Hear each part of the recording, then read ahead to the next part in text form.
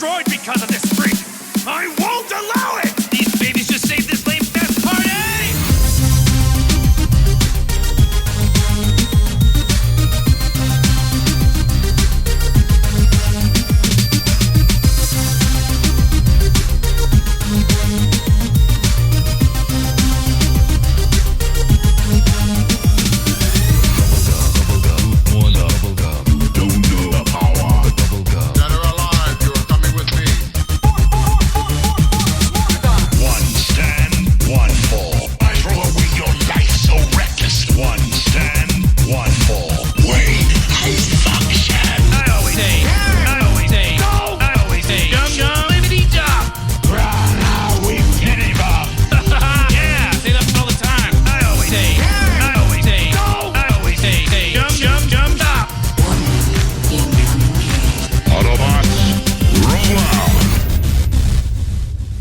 What's going on? You are listening to This Week in Geek, and I'm your host, Mike the Birdman, who's now a year older.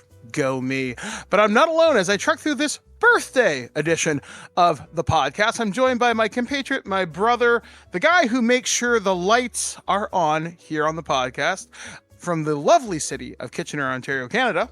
Alex, the producer. Yeah, it is a quiet day here in Guelph. Just kind of a low-key birthday today, and I'm kind of okay with that, all things considered. So today I turned 44. Over the course of the last couple of weeks, I've been chatting with people, and they're like, hey, you look really young. I'm like, so how old do you think I am? The youngest response I got was mid to late 20s. Most consistently, I get early to mid 30s. So I guess I've got like a baby face, I guess, although I have been joking. I'm going to look really young until I'm 50, and then I'm just going to turn into wise old Indian at some point. I'll get long hair, I'll turn really wrinkly and leathery skin, and and that's for every month that you age after the age of 50, you'll gain a new wrinkle. Yeah, exactly. It's really weird how I've just like stayed so young. But yeah, it's like kind of funny how like I've just been able to maintain this like youthful kind of like appearance and stuff. I mean, like obviously it's like I have a routine. No, just try not to suck, try to be a good person, try to be young. And it's worked out kind of nice. I went to Starbucks for my birthday drink. I got a cinnamon toast crunch coffee. It tastes like cereal milk. It's really interesting. It's pretty good though.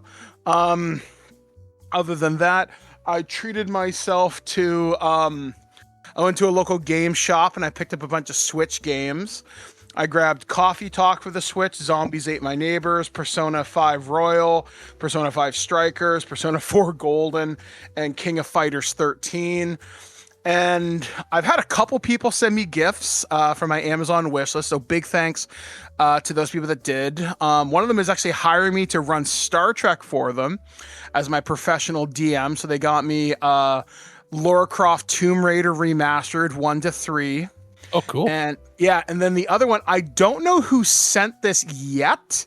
Someone got me the Thing Remastered Deluxe Edition on the Switch, the Collector's Edition. If nobody wants to claim it, you can say it's from me, even though it's not. I also got 3 light-up glow-in-the-dark dice and a glow-in-the-dark dice tower. So that's really cool. And a bunch of other little things. My friend Calvin took me to a comedy show put on Sex T-Rex. They're a group out of Toronto who do an improv D&D thing. They're at the Comedy Bar, I think like the first Sunday of every month. And they are fucking hysterical. Easily the best improv D&D group I've ever seen by far. I mean, like, they're totally not serious. Like, you're not up there for like 4 hours doing actual rolls. You're like, they'll do crowd participation. You roll the dice, you shout out suggestions. So they took my suggestion of having a tabaxi, which is a cat person, wild magic fae sorcerer. And I think I rolled the critical seduction roll for them. and I rolled a 19, which I think was the highest roll of the night. So that was really fun. I went with my friend Calvin. He got me these cookies from Crumble, I think it is. And I was like, that's really fucking awesome. And then you got me this awesome CD drive for my laptop, which will be surprisingly useful. Some Mega Ran CDs, because I thought I lost these years ago. Yeah. So you got me some new copies. So very pleased with that. And yeah, like overall, it's been a very solid birthday. I'm pretty pleased because normally I have not great experiences with it, but I've been trying to overcome that. I'm actually going to talk with my therapist about this on Wednesday and just kind of see what's what. Was going to go see Black Phone 2 tonight, but I might go see that maybe later on in the week. I did want to send a shout out to, I'm going to mispronounce his name. It was like Ohead, or he's a guy that he's been a big fan of TWIG for years. He actually got me a picture of my Fursona earlier this year as like a random gift because I told him about my like D&D character, and I'm like, you know what? Some of this furry stuff does look pretty cool. I'm not going down that fandom very deep, but on the surface there's some really cool stuff I've discovered and some really neat artists. So he had a friend of his do up my Fursona as my D&D character, and it's like, that looks fucking sick. So my character, and let's be honest, when it comes to you and fans, the fans know pronunciations of names and words are not your thing. well, yeah, and it's weird. I actually found out there's maybe not a medical it's like a psychological thing. So I have a hard time understanding accents, and I'm just like, oh my god, I'm a fucking terrible person. And we're not just talking for anybody listening. It's not just like, hey, a very, very thick accent from an obscure country. It's not that. Like, you'll have trouble understanding like people from other states or provinces. Yeah, and I think it's called apraxia or something. It's something abraxia, and my wife Blair was telling me about it. It's like, yeah, like Mike, you have sometimes understanding people from like Louisiana or even like really deep Texas accents. I'm like, oh shit. She's like, no, you're actually not a terrible person. There's a reason for this. No, yeah. Like I've been over at your place and you've heard somebody who was a clearly Australian and you thought they were British. Yeah. Or vice versa. And I'll be like, no, it's like obviously, and to you, sometimes you said you can't hear the difference between those. Yeah. Like it's just really hard for me. So yeah, I was like, but anyway, yeah, this guy's been really, really, really supportive. I'm always glad to like chat with him on Facebook. So Ohead, I'm really sorry if I messed up your name. I even had you send me an audio recording before we recorded so I could hear it a few times, but you and I got deep into inside baseball and we just got really, really, really busy. Other than that though, what else have I been doing? Yeah, so I went to the comedy show. I've been volunteering. I actually volunteered this morning on my birthday because I'm like, you know what? My best gift is giving back. So I'll go do that today. And yeah, just a lot of just getting stuff ready for the holiday gift guide. I've been getting stuff ready because this coming weekend in Guelph on the 25th, I'm running as part of GriffCon. They do a one-day convention that happens in the fall. So I'm going to be demoing Star Trek Adventures and Alien, the RPG, for part of that night and afternoon. And then I'm recording with Adam Donaldson from Loose Cannon. I'm doing his show where we do like this 4-movie draft. And I'll be posting more details on the socials with that, but that's definitely going to be available on 93.3 CFRU probably before Halloween. And as soon as that goes up, I'll make sure to link it on our socials. And yeah, I've been recording with the boys. We just finished the Resident Evil thing. We were going to record Beetlejuice until you told me, hey, Mike, you're actually you've actually done too much content for Halloween. We have run out of weeks.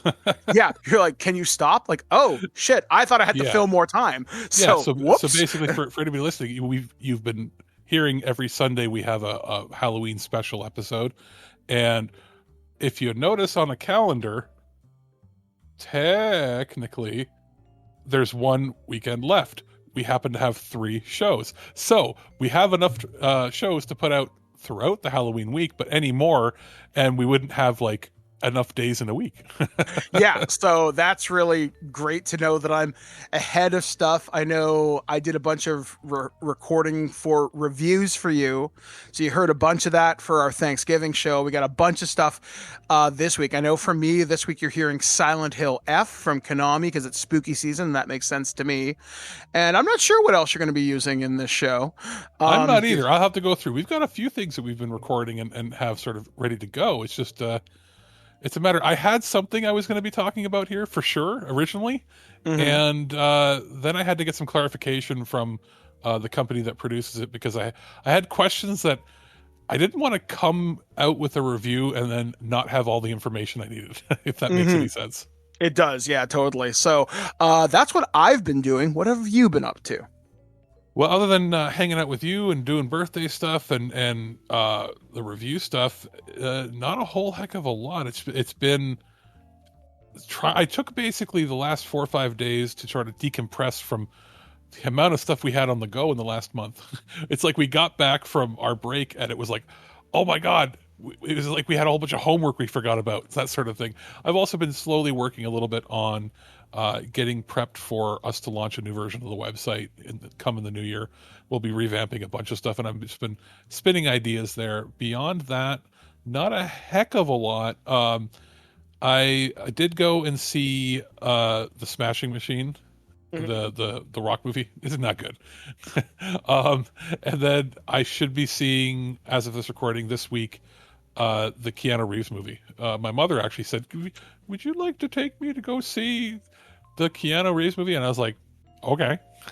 So we're going to go see that. And that's pretty much been it. I've been trying to keep it like pretty chill and not high stress. No stress October is a good idea. Yeah, it's like, it's weird. It feels like for a Broketober, this feels kind of quiet in some ways, and I'm kind of okay with that. I swear it's because GTA was moved. Yeah, I kind of forgot about that. When GTA was going to miss the summer and fall and was moved to next summer, things had already moved out of its way. So I feel like, there's some games that we didn't have a chance to check out yet, but also movies got moved too. Weren't we? Mortal Kombat was supposed to come out this week. I was going to say, weren't we supposed to be seeing Mortal Kombat this week? Weren't we supposed to be seeing something else that got moved? Wasn't there like a Marvel or DC thing that got pushed? It wasn't the Batman 2, and it wasn't Clayface, but I think Batman 2 got pushed a whole extra year. Yeah, there was something that got pushed. Was it Clayface? Blade? Maybe it was. Maybe that. Well, Blade is supposed to have been coming out the last few years. 2019 is when that got announced, I think. Yeah, was it Clayface that got moved? Wasn't that supposed to be the fall? I think they're filming it now, but yeah, there was something supposed to come out. There was another Marvel or DC thing that was supposed to be now. I know Marvel Zombies came out as a animated thing, and it's like 4 episodes, and it's honestly worth a watch. And don't forget, Spider-Man got moved too. Yeah, Spider-Man got moved to next summer, which now we can talk about that during the news, because there is stuff starting to come out about that. But yeah, this is kind of a low-key, quiet Broketober, and I'm fine with that. Like, I don't need the stress. And I'm fine. Like, we don't have a COD launching in October. We've got Battlefield. Yeah. Yay, I guess. Battlefield's here. We're still on the fence about whether or not we're going to be able to cover that. And if we do, just timing wise, at least this isn't a case of like COD and Battlefield coming out in the same week or something. Mm-hmm. But things got shifted around. I don't feel like a lot of the big companies have a big quote unquote fall game. Mm-hmm. Like there's somewhat big games, but like, in previous years there'd be like a really big definitive game. I feel like for Sony, they got Yote. So Sony has their big game. Sony has their big game. Nintendo has a few, but they spread them out a little bit. We got COD, and like, I don't see like big titles from the other publishers really. Yeah, there's nothing that's super frankly fucking wow. It's like kind of blown up my skirt. So I think it's an off year. I think because last year we had a big year for games. Yeah, and I guess yeah, it was like 2020 was a big year for games because everything was coming out during the pandemic. Then we had a lull for like 2 years.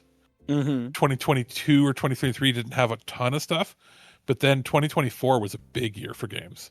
Yeah, like I'm glad that it's quiet. I'm glad we have a chance to actually enjoy stuff. I did get Pokemon. I bought it.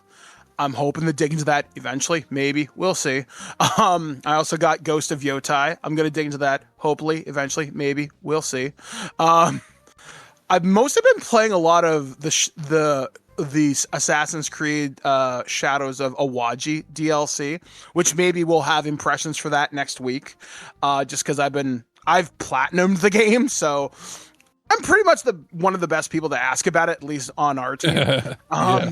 But yeah, so anyway, guys, we got a big show for you this week. We're going to talk about more stuff about Freddy Krueger. We got some news about that. We also have a long-time pop culture icon retiring. We have news about sea otters committing theft and other stupidness. But that's what we got coming up here on the show. So we're going to take a small break here on thisweekingeek.net. But before we go anywhere, we're going to take a listen to my review from Konami. This is Silent Hill F on the PlayStation 5. We'll be back, guys, right after this, only on thisweekingeek.net. Hey guys, this is Mike the Birdman here. I'm here to talk to you about something really interesting we got sent for review from our friends over at Konami. They sent over a copy of the latest entry into the Silent Hill franchise on the PlayStation 5. I'm going to be talking about Silent Hill F, and these are my impressions of this game so far.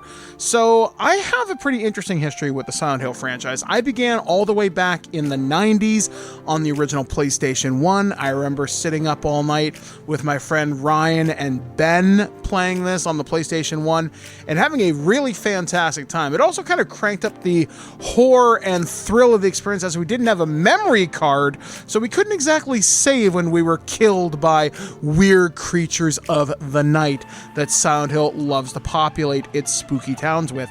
This one is a little bit different, where it's not necessarily the Silent Hill you're expecting. You play a young teenage girl named Hinako, and this takes place in a different time period. So, like, I want to say sometime in like the 60s or something in Japan.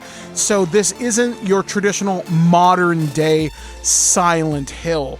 And I would also say it's a bit more action oriented. Like, you do get a stamina meter and a sanity meter, and those can augment some of your combat abilities, whether you're swinging pipes or whatever objects to kill the weirdness that just happens to be living out there. But you're not going to be walking around like you're the bride from Kill Bill or the Terminator. Eventually, your little schoolgirl is going to get tired, and maybe it's time to bolt. But there is a mechanic where you can offer offerings to a shrine in the game, as Hinako seems to be somewhat religious, and you can get different boons and different abilities to help boost your character, whether it's like maybe you get a boost of stamina, or maybe healing items do a little bit more, something like that. Storyline wise, it's Silent Hill, which means weird as crap, and you're just going to have to deal with that.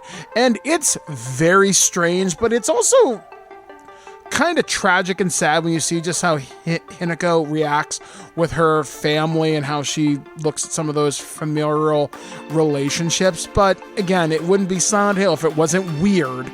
The puzzles in this game, I think, are hard, but I've also been out of the survival horror genre for quite some time. Like, I'm used to survival horror a la Resident Evil, where I can solve it with a 9mm to the face, or maybe something like Dead Space, where I have heavy industrial lasers to deal with something, and that's a little bit more my speed. It's not to say I didn't have fun with Silent Hill F. I really did, because it looks gorgeous, it sounds gorgeous, and it's a really intense game from that perspective. Like, some of these puzzles will drive you up the wall, but when you solve them, it genuinely feels super rewarding to do so. And like I said, the storyline is interesting. I love one of the first big puzzles you run across is you run into this individual wearing a fox mask, and that's what you just call him, like Fox Mask, and you're told to don't trust them. And how that plays out, well, you're just going to have to see how that goes. Like I said, this is not what I expected. And do I think it's worth playing for everybody? Yes, but I'm going to say maybe wait for the price to come down on this one. If you wanted a more traditional Silent Hill experience, there was the remake, I want to say from last year, maybe the year before last, that I think might be a little bit more up your alley. But if you could get this on a Black Friday sale, or if you could get this to play during the Halloween special, like maybe someone gives this to you as like a Christmas or birthday present early, cool. I mean, my birthday is coming up in like a week, so I wouldn't say no if someone dropped this on my PSN account. But I think overall, Silent Hill F, it's not what I expected, and I'm kind of okay with that. So if you want to play Silent Hill from a much different storytelling perspective than what you may be used to, and having a little bit more action than previous titles where you don't feel as weak, I find it, I like the idea that I can keep swinging, so to speak here. Like, I don't feel as wimpy without I feel less wimpy because I'm not just using a kitchen knife. A good old lead pipe will get the job done just as well. So Silent Hill F, good puzzles if hard, amazing atmosphere, great music, great voice acting from the English cast, because that's how I primarily played this. And a really good atmospheric mix when you're playing this with headphones. I had a really creepy time playing this at like 2 o'clock in the morning. So anyway, big thanks to our friends over at Konami for sending this over. And now, back to Alex. The Prime Minister of Sweden visited Washington today, and my tiny little nipples went to France. Gossip, rumors, panic in the streets. We're lucky. This Week in Geek News. And welcome back to thisweekingeek.net. I'm Mike the Birdman. He's Alex, the producer. Big thanks to me for reviewing that game from Konami. Big thanks to them for sending that over. If you want to check that out, it is available across most major platforms. Okay, so we're going to talk about our first story today here on the Nerd News Network. This one comes courtesy of the AV Club. And this is kind of a big deal, but Dr. Demento ends 55-year run as radio's weirdest DJ. The influential top hat-wearing DJ Dr. Demento wrapped his longest-running radio show yesterday. This may be like a week or so old, with a countdown of his top 40 most requested songs. The Doctor was in for the last time after 55 years of weirding out radio listeners and influencing the likes of Weird Al. Dr. Demento honked his horn for one final broadcast yesterday, hosting the final episode of the Dr. Demento Show. To mark the occasion, Demento treated Dementors and Dementoids to the longest nationally broadcast Dr. Demento show ever. 3.5 hour long extravaganza counting down Dr. Demento's top 40 most demanded demented discs and tapes from across his career.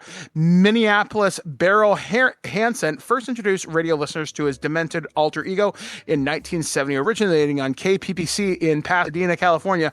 Demento has been bringing his vast collection of obscure novelty and comedy records to the ears of delighted listeners ever since. Perhaps known for giving Weird Al his start, Demento is the type of cultural figure that is too rare, someone who takes too seriously and unseriously Amphiria that makes our world tolerable without overhyping, over-intellectualizing, or acting above it. Who else is on the radio when someone is going to hear the dulcet burps of It's a Gas by Mad Magazine mascot Alfred E. Newman? Serious? Don't be ridiculous.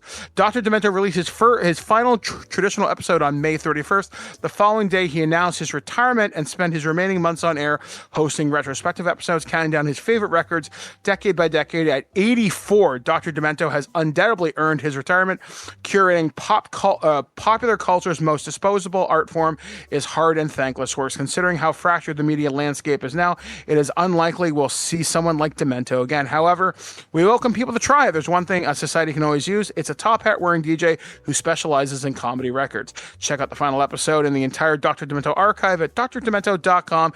Enjoy retirement, and most importantly, stay demented Dr. Demento with recently with Weird, the Al Yankovic story. I think Dr. Demento was played by Rainn Wilson, I want to say. Yeah. See, I thought this man had passed away like decades ago. Like I thought he was like Wolfman Jack, you know, like an iconic figure that had been gone for a while. Yeah, I didn't think he was still broadcast, and the fact that he was still on traditional radio and not just doing whatever. I think he was grandfathered in, and they were like, you know what? He probably doesn't cost a lot. Let's keep him forever. 84 years old. That's a hell of a run. And again, but is that the longest you think a radio DJ has had a consistent career? Outside of maybe certain sports broadcasters, I would argue. Yeah, probably. okay, you're right. Like talk radio guys, but like as far as like a music jockey having a career for what, like 50, 60 years? 55 years. Yeah, that's a hell of a run. Like I can't think of anybody in my circles that I would think of. The only person I could think who will probably stay in that realm as long as they want it will be Howard Stern. And because he's had a long career, but now he's on Sirius, and I don't know whether he renewed his contract. For talk radio, you got Stern, and you got some of the political commentators in the States. I guess, does Strombo have a regular show still? I'm not sure, actually. Like, yeah, I really don't know. Because and then you have was it Tesh has had his show for a long time. Nikki Six, but he's not nowhere near that. I don't think Alice Cooper's is still active. I think he just does like reruns. Yeah, maybe one-off specials. Maybe John Tesh had his show for years. Weirdly enough, I think Tarzan Dan is still on the radio in the States. I think the last I heard, I think he was in Calgary, but I'm not 100% sure about that because I remember hearing. And so Tarzan, for anybody in the States listening, he became more prominent in Canada because he got on the hit list, which was a YTV cable, youth channels version of like an MTV Countdown. And that was probably 6 to 10 years he might have done that. But he was obviously a traditional radio host before that. What does it say here? He is... he's on iHeartRadio since 2024, so he's still doing it. So he's on, what is it? Probably at this point in the 40 years or so, or nearing 40 years. And I was thinking of like classic radio hosts, like in Canada, if you were like listening to Chum back in the day, Chum was the radio station. Like if you think of like K-Rock or any of those big stations in the States, Chum was that big, if not bigger. It was to the point where in the States you had Billboard did like the top 100 or whatever, and you had American Top 40 and all that. The actual ratings, like the charts, were the Chum charts. So one radio station was so powerful that the entire sales numbers and like top 40 for the country was from one radio station. So that's how big they were. Back in the day, I remember my mom talking about, was it like, it was Jungle Jim, and there were a few other people. But again, they were like legendary hosts, but they only had a career for like 10 to 15 years. And then they either moved on to either completely different industry or moved out of radio onto television or to different things, or became like you said, a sportscaster. Like there's plenty of sportscasters like that, that have done covering like hockey games for 50, 60 years. But as far as like a program, like a radio program jockey that does music, it is rare to have more than 35 years and still be hired. Yeah, like I think, like I listened to a station out of Philly, WMMR. I think Pierre Robert's pretty long lived in the industry. Jackie Bam Bam's career has got to be going on at least 20 plus years. Preston and Steve, which is their big nationally syndicated program, but they record it in Philly. I know they just signed a contract extension, so that'll keep them on the air through 2027, I want to say. So they're going to be going for another couple years, and they're really, they got to be coming up on at least 30. I'd say you're considered a lifer if you can make it to 30. If you can make it to 55 years. Yeah, like radio is not a stable industry. Like outside of Stern, you're probably not going to have a guy that lasts 55 years. No, and especially now with like online streaming on Twitch and YouTube and now the smaller platforms and stuff like that. Like, even when it comes to traditional satellite radio, I don't hear a lot of people talk about it. Like, I can't think of many hosts. Like, okay, well, there's, I guess, some people that transition from podcast to go to that sort of thing. Or vice versa. You'll see longtime radio hosts that end up going into new media. Mm-hmm. And speaking, I'll just say this once before we move on with Stern. Next year, he'll be on the air for 50 years. And it's crazy just to see how his career started. Like, if you like, we actually recorded an episode, and I'm pretty sure it's out now. We like during the summer we recorded, or in the spring we recorded an episode about 90s media icons, and we talked about Howard Stern and Jerry Springer, and we were kind of looking at how those careers have adapted. Obviously, Jerry's no longer with us, rest in peace. Yeah. But Howard, you look at just the way that person, that personality, that force of personality captured the media. You will probably never see that again. What you won't ever see again is a radio host have such a cult of personality that they make a theatrical fictional movie about them. Yeah, like it's just not going to happen. Like you're not going to get the John Tesh story. Now, we did get Dirty, which was the Motley Crue story, but Nikki Sixx is a very small part of that. It's not focused on him. It's about everybody. Yeah, that's rock stars. Like it's rare for a radio like before Stern, as far as like internationally known radio DJs, it was basically Wolfman because he was doing the pirate radio out of Mexico. Yeah. You know, the dude was sent down there to work for a Mexican station that was using a radio frequency. I think it was 50% more powerful, the radio antenna, than anywhere in the States and Canada. It was considered an illegal. It was literally pirate radio because it was so strong it would cut into the clear channels, and that's funny. it would overpower what was in the local areas. So that's why he was in like Tijuana or something, and the dude, his radio station could be picked up in Toronto. Wow, that's pretty fucking cool. Not just across the states, all the way from Mexico into Canada, and somewhere from the East Coast all the way to California. At certain conditions, you could pick up Wolfman stations, and the reason that they couldn't do anything, he wasn't in the country. They couldn't shut him down. All they could do is like lobby the Mexican government, like, please turn off that station. And I believe it's the strongest radio station ever, to the point where I saw a little clips about it, talking about it, how that Wolfman was worried sometimes going into the station because the amount of power that it used, it would kill birds that were flying overhead. Well, this is news to me. It's crazy, and I'm not making this up, dude. That's how strong that shit was. So it's like, there could be a movie about him. There could be a movie about Stern. There could be a movie about very few other radio broadcasters, but there should be a movie about Dr. Demento, is what I'm saying. Oh, 100%. Like, before I move on, it's going to be a sad day for cinema indeed when we start making movies about Twitch people, because you know it's going to happen at some point. Like, you know there's going to be a Mr. Beast movie, one on Ninja. Fuck that. Just, you know, we'll get like the stupid SS Sniper Wolf story or whatever. Like, fuck off. Fuck all the way off. I'm so sick of this. It's Mr. Beast doesn't look like a human. Mr. Beast, I'm pretty sure, is one of those Five Nights at Freddy's fucking animatronics. Every picture of him when he smiles looks like the cover of like a Nintendo game when they used to do caricatures of people. Yeah. Like, it looks like he looks like an AI character, but it's a person. And it's like, I'm not saying that to be mean. I'm just saying he's off-putting when you see him. It doesn't look like... He's kind of like how Zuckerberg smiles. It doesn't seem natural. Yeah, you know, like when an alien sees what humans are supposed to do, but they don't realize that the emotion is supposed to come natural?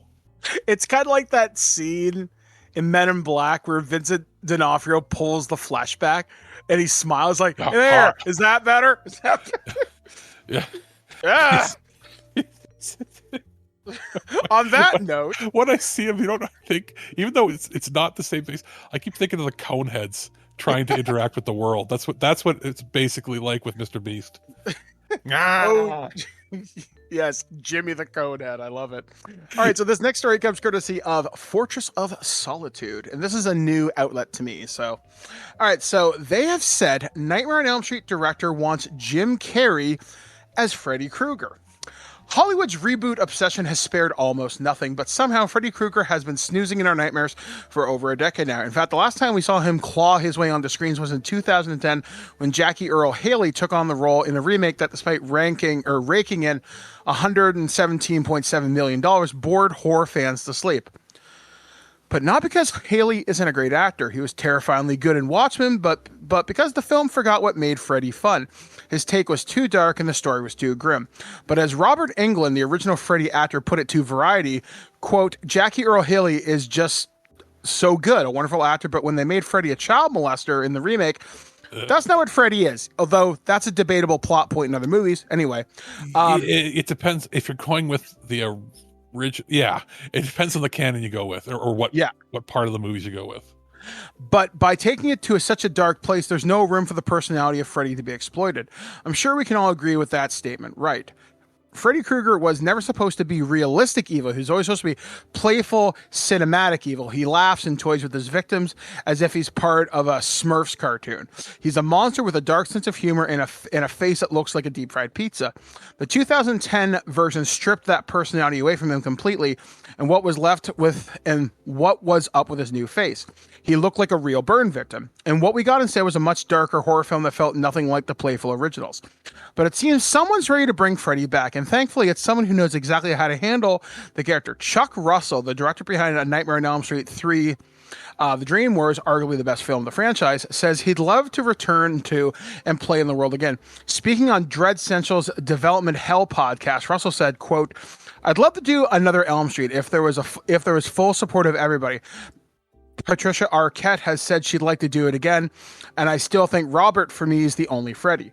It's really hard to argue that. England is and will always be the Freddy. He's the guy who turned a nightmare's killer into a pop culture icon that haunted our dreams for decades. So when the podcast host John Corngut suggested Jim Carrey might be a fit for the glove, considering Russell worked with him on The Mask, Russell didn't laugh it off. In fact, he loved it. He's like, yeah, that'd be great. Jim, in my opinion, could almost do anything if he put his heart into it. He said, for Jim to do it, it would be to do something that was another leap in the Elm Street series.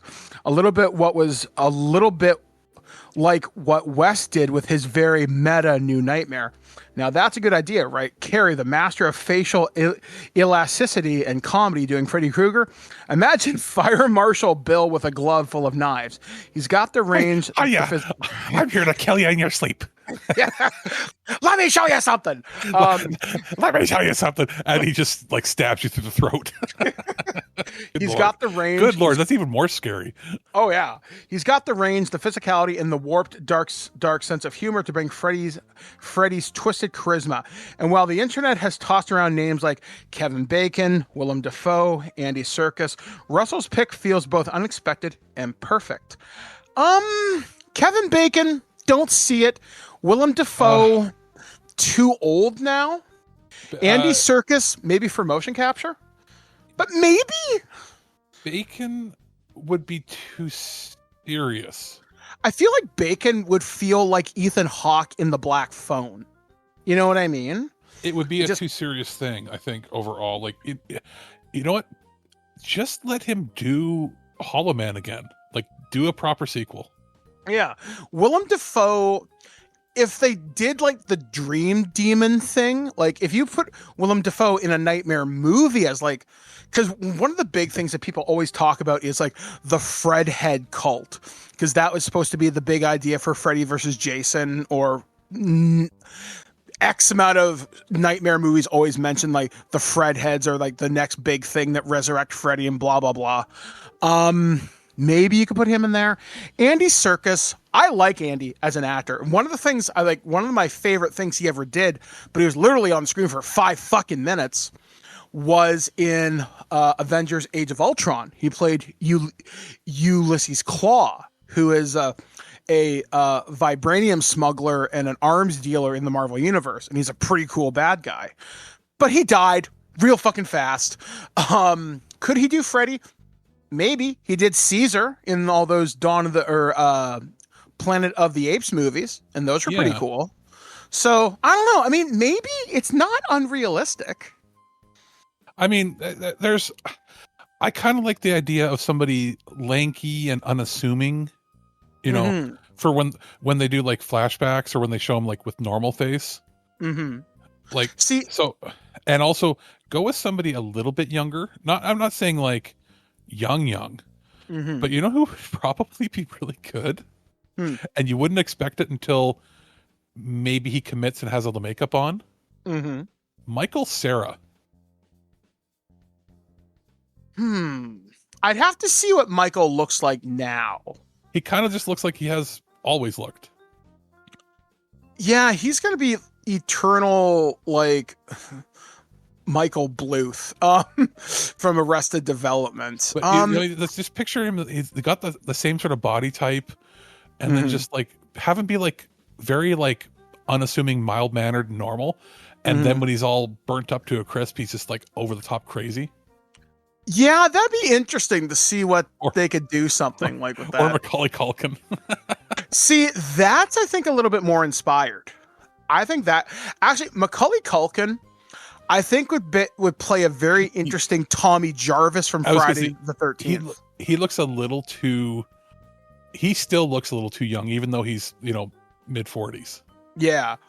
I'd like to see some of these, like, now that Black Phone 2 is in theaters, and now that Ethan Hawke is deciding just embracing his weird, he's just going to do what he wants.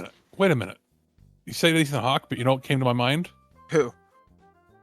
Who's another guy that similar age, maybe a little more British? Michael Fassbender?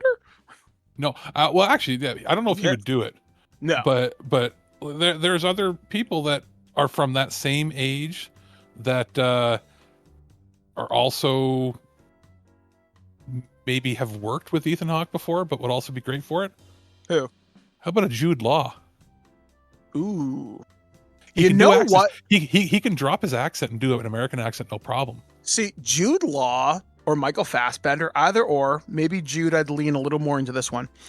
I think he'd make a wicked fucking Pinhead. Okay, And I see really it. lean into that Britishness, like, don't cry, you're just wasting good suffering. See, that would be fucking awesome. I think it's got to be somebody who can also do comedy and have the impact. Like, he's too old to do it now, and he's not the right body type anymore. But like, obviously, he's way too old to do it. But it would have been like a John Lithgow. Yeah, and I was watching something on like a Facebook reel this last week. Evidently, John Lithgow was up for the Joker in '89 Batman, and he talked himself out. He basically talked Tim Burton out of hiring him. He's like, "Look, it's between me and Jack Nicholson. You already know who you're going to go with, so why Yeah. am I here?" Sort of thing. That's fair. Although John Lithgow would play an interesting older version of the Riddler. What about like Matthew Lillard? Ooh, there's been talk of him getting involved in some other horror franchise. I mean, obviously he's like Stu from the Scream movies. I'd like to see him do more. And he was in Five Nights at Freddy's as the owner of like Freddy Fazbear's Pizza or whatever, which I think he's back for the sequel as like a Maybe cameo it's- role or something. Yeah, but maybe it's too manic of energy. You kind of want controlled silliness, which is weird to say. Yeah, like Robert knew how to turn it on and off at the right times. I don't know. I would be very curious to see how this franchise will hopefully get resurrected at some point. There's no way it'll... my guess is if Crystal Lake, the Friday the 13th prequel series, does well, there'll be a new Friday the 13th movie within 2 years. If it does well, we'll see something with Nightmare within the next 5. That's going to be my prediction. So we'll see what happens. So this story comes courtesy of TMZ, but it's been reported by multiple outlets. I want to preface this by, I do not know who this streamer is personally. Of course I don't. But I've seen the video a couple times. Yeah, me too. So I'm just going to read the story and then we'll kind of talk about this. So streamer Emiru was allegedly assaulted. It's Emiru. Emiru was. I made sure I watched. I've heard. I'll preface this for anybody listening that's screaming at us like, "How do you not know?" We don't watch a lot of streamers. You have your own groups of people you watch. I only know of this person for two reasons. One, it started popping up in my feed a while ago, in random like shorts and that. And I was like, who is this? Why do I care? And then I immediately went, it's not content I care about. So I moved on. And then her stuff had popped up because of the press stuff that we watch. Part of like a streaming group was OTK One True King or something. And it's with some of the most popular streamers of, I think specifically, I might be wrong, with like people younger than us. Okay. Like younger millennials to like Gen Z. Okay. So whereas the streamers that are like most popular with our demographic are the older millennials and younger Gen X people. You know what I mean? Yeah. We're sort of caught in between. And all I know is that a lot of they're not like lolcow level of like drama people. They're not. It's not that, but they do tend to gather a certain type of people that are more likely to become very obsessed with them. Yeah, if that makes sense. It does. Okay, so the story reads as follows. A popular streamer was allegedly assaulted at TwitchCon, a convention where the biggest names on the platform interact with fans, and she's pissed about what she feels was a lapse in security by the brand. Here's the deal. Yesterday, so this was a couple of days ago, the streamer, what was it again? Emiru held a meet and greet at the festival in San Diego where fans could walk up, chat with her for a moment, and take a pic. Pretty standard fare for these types of conventions. During the event, as video circulating around social media shows, a tall man walks forward, grabs Emiru, brings her face very close to his. A worker who Emiru has since said is a member of her own security shoved the dude away before shooing him away from the area where people go to check on her. Twitch released a statement shortly after the incident calling the behavior of the individual who approached Emiru, quote, completely unacceptable and deeply upsetting, and adding event organizers alerted security and law enforcement after what happened. The statement claims the man who approached Emiru has now been banned from Twitch, both future in-person events and the site itself. Twitch has promised increased security at meet and greet events moving forward. However, Emiru is not pleased with the platform whatsoever, claiming the dude who came at her was able to cross multiple barriers at TwitchCon and even in front of another creator meet and greet to grab me and my face and try to kiss me. Emiru added he did not actually kiss her, but it could have been much worse. Emiru wrote in her statement, the incident rocked her, but she says Twitch's response was even worse because its alleging security staff did an attempt to stop the guy after her own security personnel were forced to fend him off. The Twitch streamer writes, quote, in Twitch's statement, they said the guy was immediately caught and detained. I'm sorry, but that is a blatant lie. He was allowed to walk away from my meet and greet, and I didn't hear he was caught until hours after he attacked me. It felt like this is not only happened because of my manager pressing for it and not because TwitchCon staff present thought it was a big deal, end quote.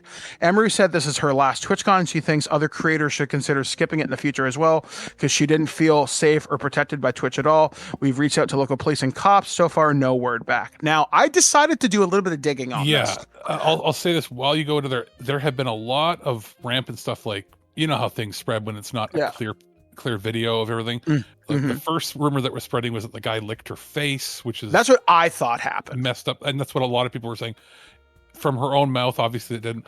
The other thing that was mentioned, and I think it needs clarification, was that she had security last year, private security, that did boot somebody else for doing something similar, and that her private security was banned from attending this year. And that she had sort of demanded that they have better security or let her have her people, and apparently Twitch had said no because they didn't want to make it look like it was a police state. And now, it's like, well, I question, before we go into that, I question that being spread, but at the same time, what this to me shows is the serious issues that we're starting to have creep up, especially since the pandemic, of for 5 to 6 years, people developing very strange, not just obsessions, but like, what is it, parasocial they call it? Yes. Parasocial obsessions where they think, I gave X amount of money to somebody, therefore they owe me this or I have power over them. Yeah, and this has been an especially troubling year too, because there was a Twitch streamer in Japan who was killed on stream. And Korea. The Korean one wasn't on stream, but that Korean one was like somebody gave a bunch of money, and it was like, I personally think that there should be, on these platforms, there should be a limitation to how much a person can actually give within like a year. And the argument is, oh, well, that's money, it's capitalism. No, there is a point where when you go to most countries, except for maybe the States, if you're gambling, there is a limitation. If you spend over a certain amount of money, there should be a flag that pops up that says you can't spend your money here anymore. Mm-hmm. Because the last thing anybody wants is bad PR because somebody went bankrupt giving gifts. Yeah. Or something to that extent. And Korea is sort of an extreme example. Some parts of Japan too. The guy apparently bought this person a car, and then when this person refuted their sexual advances, murdered them. The one story that I'm going to probably get some of the details wrong, but I do remember a good chunk of them, where they were donating, and there was sort of the person, and I'm not victim blaming, let's get that straight. No. The person had said that they gave the appearance of being available.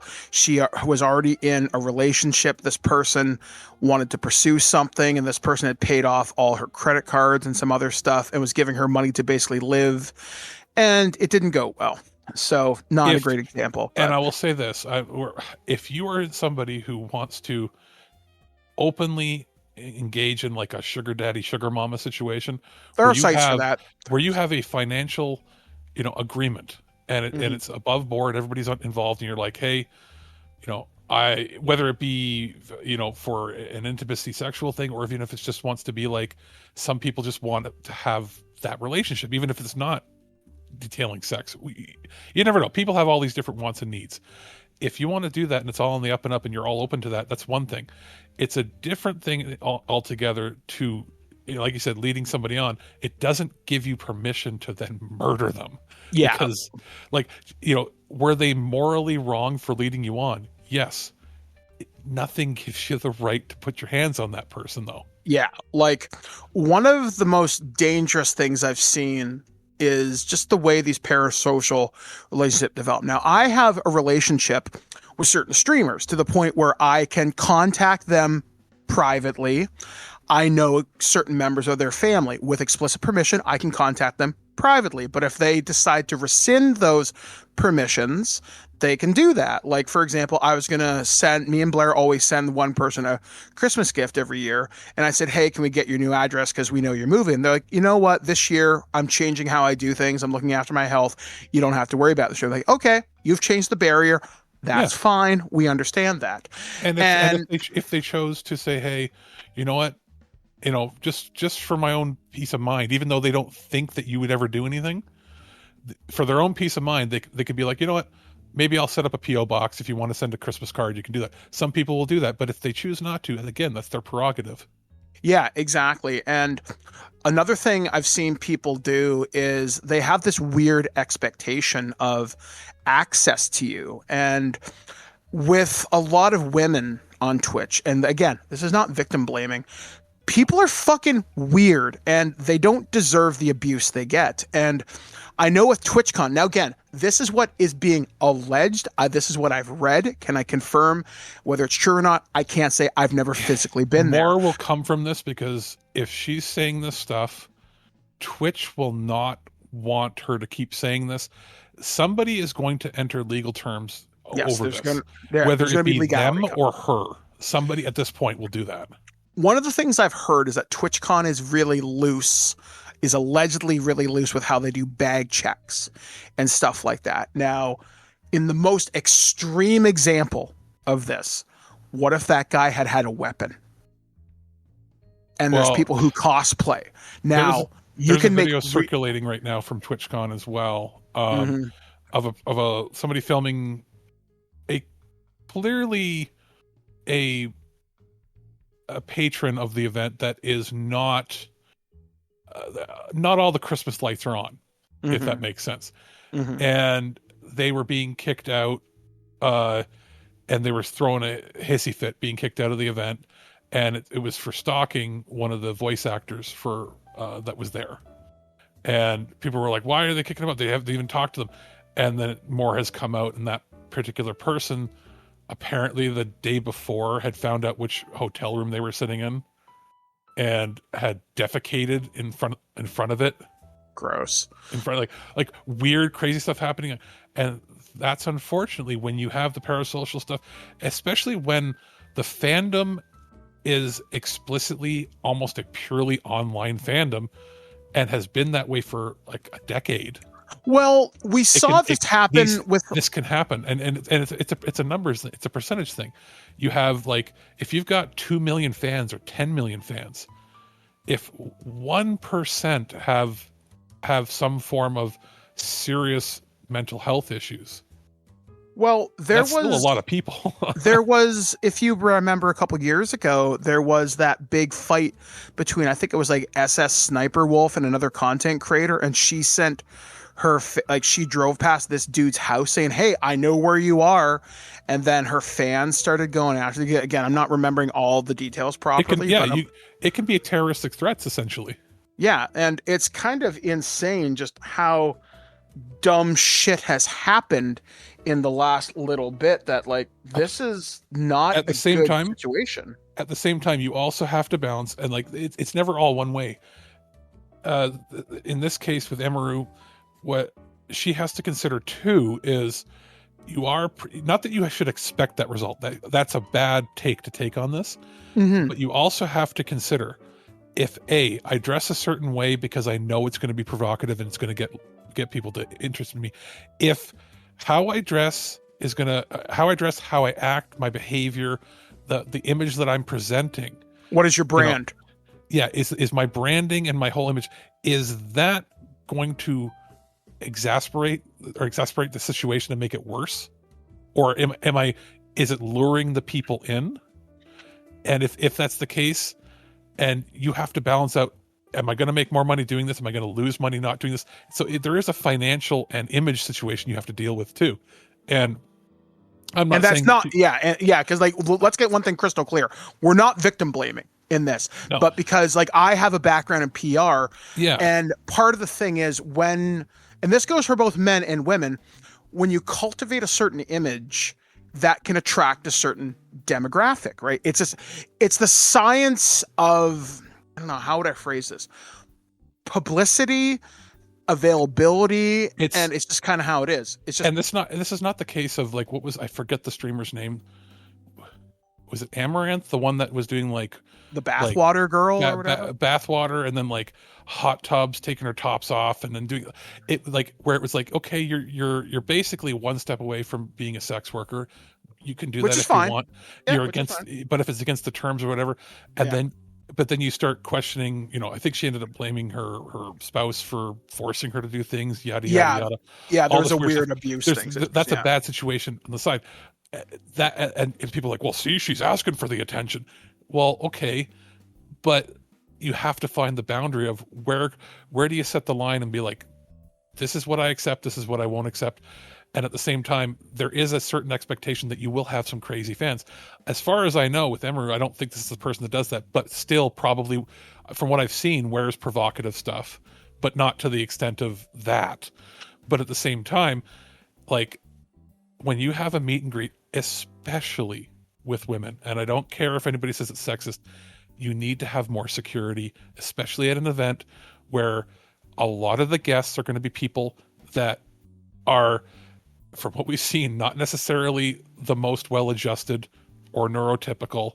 You're in conventions, you deal with people that don't have necessarily the social skills that you would have when you go to the bank. You know what I mean? I don't know if I would say that personally, because like I have had a public life and I've retreated largely from that when it comes to conventions. It's not my bag anymore. And I can say this, I have had some uncomfortable situations, and it's hard to balance because TwitchCon, I kind of view it as it's the convention where we all kind of gather. And it's a catch-all. It's like the old version of the original YouTube meetups. Yeah, and I'm not like having extra security on the ground. That's just a good idea to be. That's a great thing to have in general. But again, you want to present an open and welcoming environment without having guys working around in full like kind of plate carriers. No, but at the same time, you should. It's hard because you want to have an event, but you don't want to have it so looking around. Oh, there's a guy with a gun. You know what I mean? Being denigrating to Of just, course not. you know, I'm not trying to be like, hey, everybody that goes to the cons are just disgusting, weird people. No, but there is a higher percentage than what you would have at other events. It just is.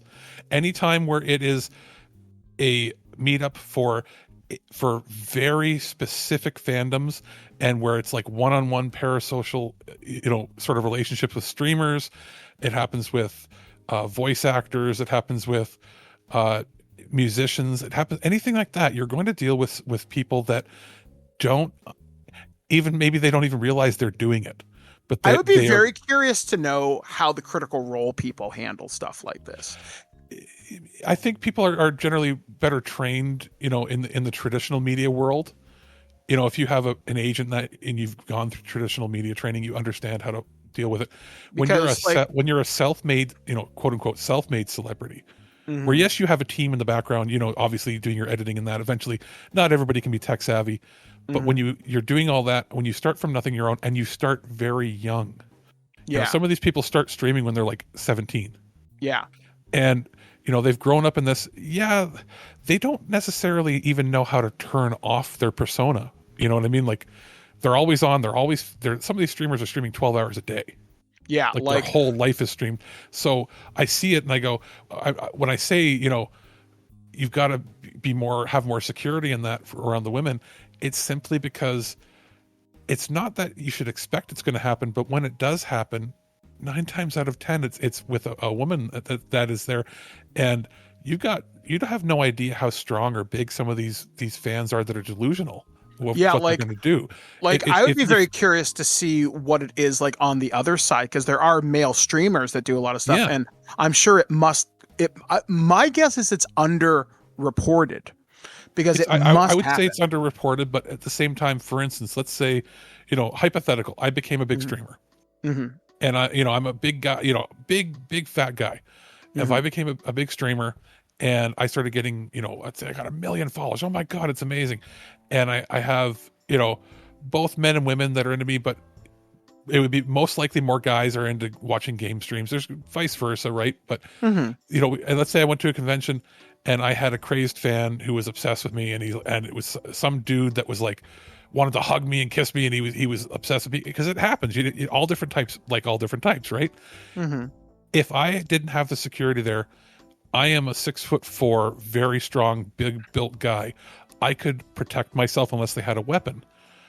I think of how many streamers are like 5'4", 110 pounds. That's a scary proposition. Well, that, and when you are in a media space, and again, I can speak somewhat from experience on this, you want to welcome them in your space because you presume this person watches my stuff. They like me. This is good. Now, the one instance I've had with an uncomfortable fan, I was very fortunate that I did have convention staff nearby. And I was like, hey, I'd like to go to my room now. I need to decompress. And they were able to disperse people around me. It was like, hey, Mike's going to go hang out, go do his stuff. He'll be back on the con floor in a couple hours. Thank you for cooperation. And it was pretty easy. I have seen other content creators that I used to work with on other various websites, and these guys got swarmed. And some of them were male fans, some of them were female fans, and some of the attention was wanted, some of it was clearly not. And back then, it never even occurred to me, because these type of things is still very new. Like, this is before Ninja, this is before PewDiePie and all this shit. Something to consider is, when I say I don't think the majority of them that are doing it know that their advances are unwanted or are coming across as scary, because a lot of times they're people that don't understand the social cues that would tell you that, like, like if you look at somebody's face, if you or I look at somebody, we can be like, they look uncomfortable, even when they're trying to pretend that they're not uncomfortable. We can tell. I think some of the fans just can't tell, and they need to be explicitly told, step back. Well, that's why I think there always needs to be a clear line. Yeah. Like for example, and then this will probably be my final word on this. When you're at the autograph table, that's when you can approach. If you see them in the, Yep. like, my rule is this: if you see me going into the bathroom, you don't say anything. You see me at dinner, you can nod, you can say hello, and that's it. You see me on the con floor, same things. You can stop me for a picture, you can do this, you can do that. But the point of interaction is at the meet and greets, at a table, usually with a handler, and that's fine. Any other time in public. Actually, you know who's a great example of this? John Cena. When you run into John Cena in public, if you're filming, he will tell you to please stop. If you see John Cena and you say, "Hey, can I take a picture with you?" I've noticed this in every interaction that's ever been filmed with him. He's like, "Yeah, sure. And thank you for asking for my consent." And he's super friendly with you. Yeah. But there was a thing I saw, I think from this might have even been at the Money at the Bank I was at last year, where somebody was filming him and he's like, "Hey, John, can I get a picture?" And he's like, and John asked, like, "Are you filming me now?" He's like, "Yeah." He's like, "Then no, because you didn't ask first." And again, I get it, because that's protecting your space and his space. Yep. And you want to do that. And especially whether you're a man or woman. The same goes if they're out with family or friends, you don't interrupt their dinner. Yeah, again, you can do a nod and a wave, and that is fucking it. Exception. Like, I have a cheat code for this. Okay. If you have a child under the age of 5 that is doing it. Yeah. If you are walking out with somebody and you really want to get their attention, you have your 4-year-old go, Mike, hi. That's okay. Yeah. Because nobody, you have to be a complete evil person to be mean to like a 4-year-old. Yeah, like that is the platform exclusive cheat code. But yeah, like literally when you see someone who has a certain presence, treat them like you would anybody else. Yeah. Give them the respect they need. The consent is king in this case. And even if you go to these conventions, whether they be a small convention in your local community or whether they're a big convention like Niagara Falls Comic Con, New York Fan Expo, Reed Pop, or whatever the fuck it is, you don't harass people when they're not at their table. Even if they're at a meet and greet, you ask, "Can I have a handshake?" Or hell, another great example that's not John Cena, Keanu Reeves. If you ever seen him take a picture with a fan in public, he puts his arm not around your waist, but an inch or two away, so it looks like it, but he won't touch you unless you give permission. That is a class act. And other streamers I know are very good with their fans, but sometimes they're just like, "Nope, I can't do this," or "I would prefer not," and you just abide by that, and that's fine. And you never... And this is just a good rule of thumb, I think anyway. If you're at a convention, don't try to be cheeky and snap a picture without paying for it, for example, because, they got to make their kind of bank too. Because actually, I just read about this. There was a huge horror convention that happened this last week. And one of the guests there was, I think she was some kind of a horror actress, and she was signing, and she left her table for just a couple minutes. And someone stole all the autograph money she gathered for the entire weekend. That's how she was putting her kid through college. That's a scumbag move. So, long story short, if we had to say anything about this in a roundabout way, please practice good con etiquette around people you don't know. And because you don't know them. For the streamers or celebrities at the same time, don't take what anything we've said as like you should know better. You're putting that image out there. But what you should do is you should take a step back and go, is the potential money I'm getting from doing some of this stuff worth the risks of this? Because you're never going to mitigate it entirely. And if you can, advocate like she was trying to do, to have, if you're concerned, if the con you're going to, doesn't have adequate security to what your standards are, and they also say you can't have your own, The don't go. you should decline going there, and you should speak out as to why you're declining going. Exactly. Like, you have a right to privacy, you have a right to safety.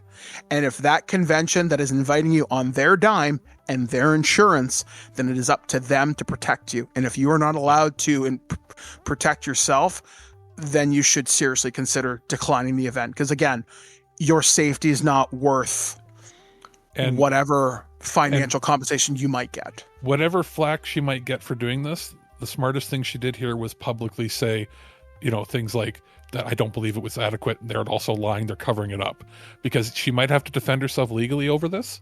But what this will do is this is the only way you're going to force change, because these conventions are run by billionaires, and all they care about is how many pennies can they save by not having the extra security. Well, let's look at kind of TwitchCon's history before we get out of here. The Dr. Disrespect incident.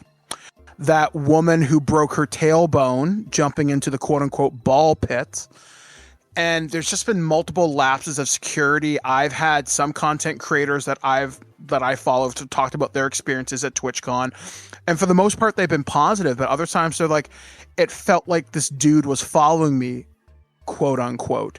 And it's like, that's not a fun time. Because like, as a content creator, you go to these things to interact with your community, but you also go to meet other people. But you should just be allowed to be a citizen, just to have fun. And you shouldn't have to worry about, is some weirdo going to jump me? Is some weirdo going to do something? Can I posit one question to you? And I don't know if it would necessarily work for all streamers, but I think even if they won't admit it initially, I would say about, as an estimate, 90% of streamers that get famous are streaming a persona, not necessarily like a full-fledged character, but either an enhanced version of themselves or are acting up and creating a version of themselves. I honestly think that might have been true a couple years ago with people with like, I think a lot of Let's Players might have been like that, because I think I know exactly where you're going with this. And even how they present themselves, would it almost be beneficiary for them to do, here's my main streams, blah, blah, blah, blah, blah. And then, by the way, and then they do like, one stream or do a vlog every now and then as just themselves, where you can clearly see that when they're on streaming, they're technically performing, because very few people are streaming exactly how they are. And I feel like maybe that's the parasocial issue, is that people are thinking they're actually having an image into their real lives. I would say that's up to the individual content creator, because when you're streaming for 12 hours a day, you probably have people editing your clips together. You probably have someone who's cutting together something from your Twitch VODs. Do you know what I mean? Like yeah. in these cases where people have gone off the deep end because they're like, they were presenting themselves as available, but they were married. Maybe you should show that you are married. But then again, maybe what right do you have to know about my personal life? No.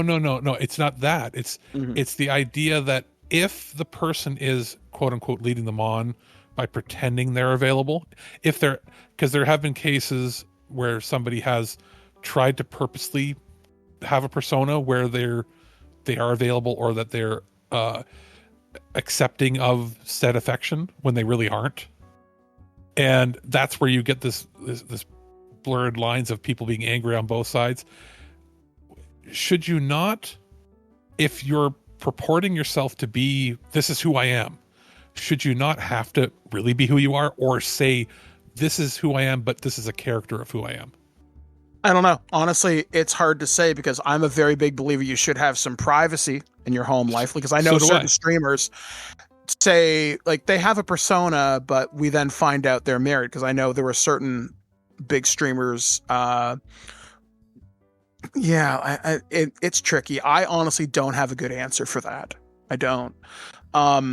I guess at the end of the day, as to kind of put a final little cherry on top of all this, ultimately, I'm glad Imaru did not suffer any harm as a consequence with her being able to speak up using such a large platform. I certainly hope somebody will step up to the plate, and other content creators will step forward and say, hey, this has happened to me. And I'd like to see more than just women content creators step forward. Like if something has ever happened to Ninja or PewDiePie or Jacksepticeye or whoever, I don't know the streaming community. I know like 5 streamers, and they're all Valorant, League of Legends, or fun people who do X, right? I don't follow the big people. I just don't. It's not my thing. Honestly, I watched Twitch when I was in the hospital because I had nothing else to do. Well, and I'm not trying to judge anybody that might be listening that is, into like, well, I'm really, are you attacking me? It's not attacking. Just No. I'm not into that. I'll watch some streams now and then. I don't follow streamers like I'm following like a news personality. I feel the problem becomes when you end up if you've replaced like regular television or social interactions with anybody, on a one-to-one basis, with making your life basically like watching the Truman Show, where you think you're a part of their lives. That's a problem. And I mean, if I personally was going to be starting a stream and I was going to go all in, I wouldn't just be like, hey, here's me, here's a fake version of me. I'd be like, here's who I am, here's the basics you probably know about me. If you don't, here's this. Let's go relax and have some fun. So I think honesty on everybody's from the streamer and the people that are involved is an important aspect.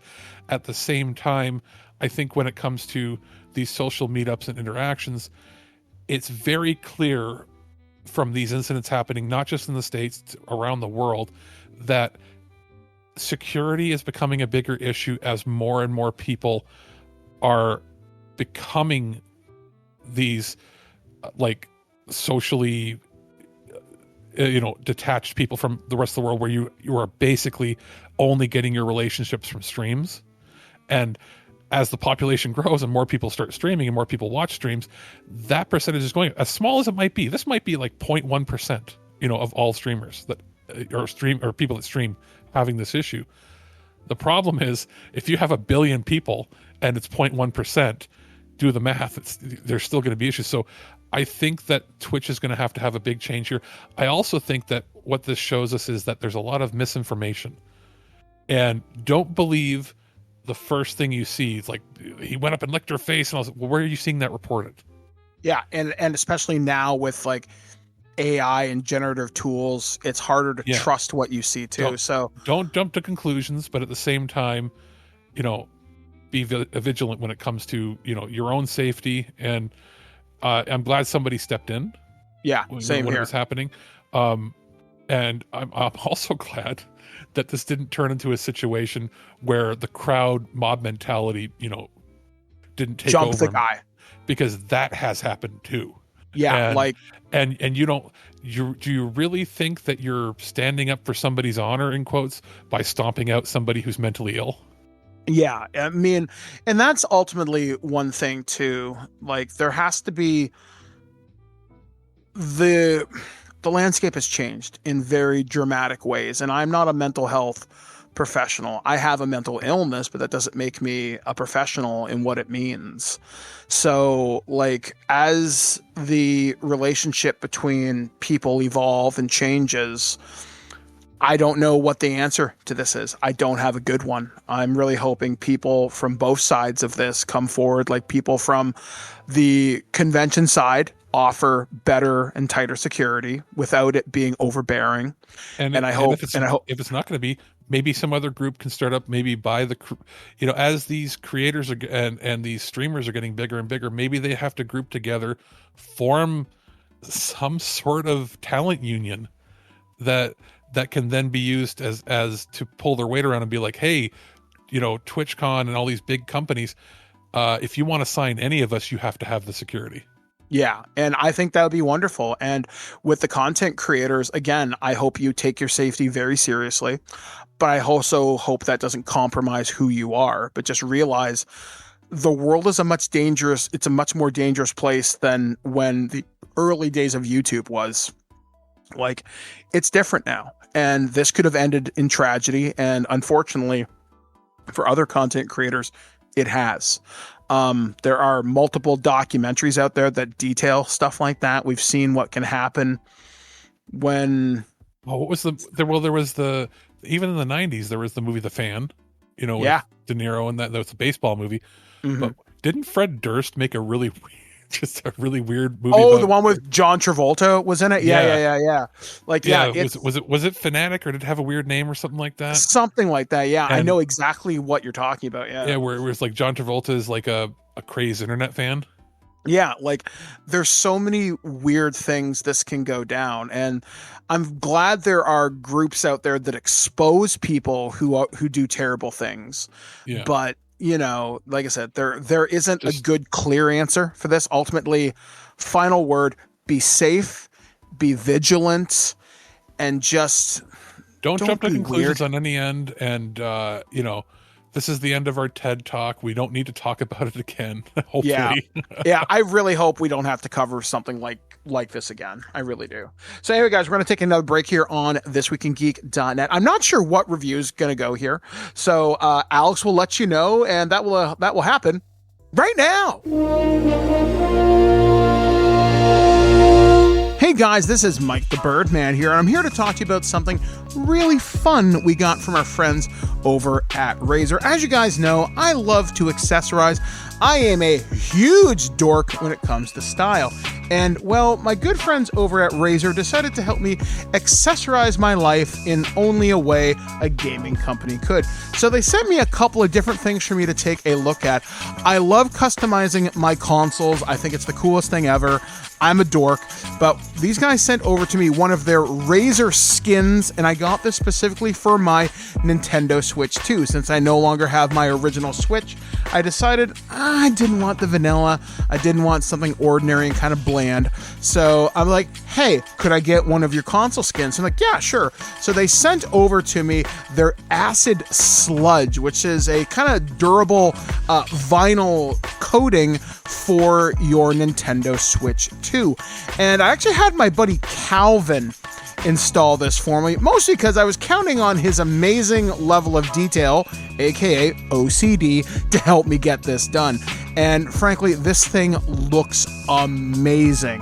I love the way this looks. Like I said, it looks like a pool of like comic book type acid.